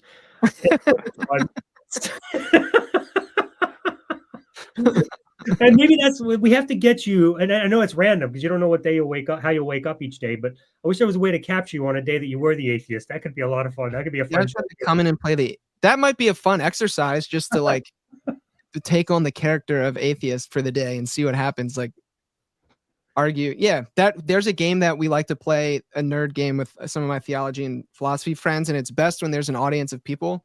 But we call it au contraire. And basically you'll have to draw like a philosophical or theological like proposition out of a bag blindly, read it, and then you have to decide either you have to defend it or argue against it. And then whatever your opponent is, they have to do the opposite. And so it's like it's typically very funny because it's when you have two friends that know each other well enough and then make them defend something that you know they hate. It's a great time. So maybe it would be fun. Yeah, that would be fun. We should do that. But how do you how do you get the list of questions? Oh, so like sometimes like at Theology Beer Camp when we did it, we had like people write in stuff, and some of it was serious, but some of it was ridiculous. Like Jesus was a short king. Like that was one of the things that someone wrote. Like okay, or like God is just as confused as we are. That's the one that I drew out of the bag. Yeah, so like it can be fun, different things. That might be a fun game to play with you guys actually, just to see sometime. We can try to defend Christianity. Yeah, that'd be fun, and I'll be the atheist and tell you you're wrong. that actually would be fun, and you're such a delightful person to have on. I totally think we should do that. I would totally do it. Let's talk about that, Josh, and maybe we can find a fourth. Maybe someone else that's a process or whatever. Yeah, I could bring a fun friend on. Yeah, we could probably do something like that. That could be a very fun show. Let's talk about it and see if we can plan that. That question that all of us were like, no to, Evan Garcia just said, cool. I thought that would be a uniting question. Indeed, it was. Look at that, Evan trying to find common ground. Yeah, good job. And I also think Evelyn is coming back with one more question that also may unify us. Oh. Evelyn Frederick says, do y'all believe in free will? I Not say even close. Right. So am I going to be the one that does believe in free will? Do you? You believe in free will? Yeah, I believe in libertarian free will. Now we got something to argue about. Yeah. I don't believe in free will. I mean, again, this is another one of those troublesome words that people define so differently. We would need to spend time discussing what you mean by free will, what I mean by. If Josh wants to come back on, like in a week or so or something, we can actually debate that because that would be a fun conversation. I totally agree. That would, dude. We're gonna have to just have you as a regular, apparently. Yeah, this is really delightful. It's always fun talking to you, Josh. But yes, that's great. Thank you guys so much. Yeah, that's a great question, Evelyn. And sorry we can't answer it any better than that because that would open up a whole new can of worms. Did I miss the live, Deborah? Yeah, sorry, Debbie, you missed it. We were, but it's okay because it'll be published here just in a few minutes as soon as we end. Let's see. Evelyn says, okay, then you wouldn't even attempt to understand my perspective. I can attempt to, sure. The mark of an intelligent mind is to entertain ideas without accepting them.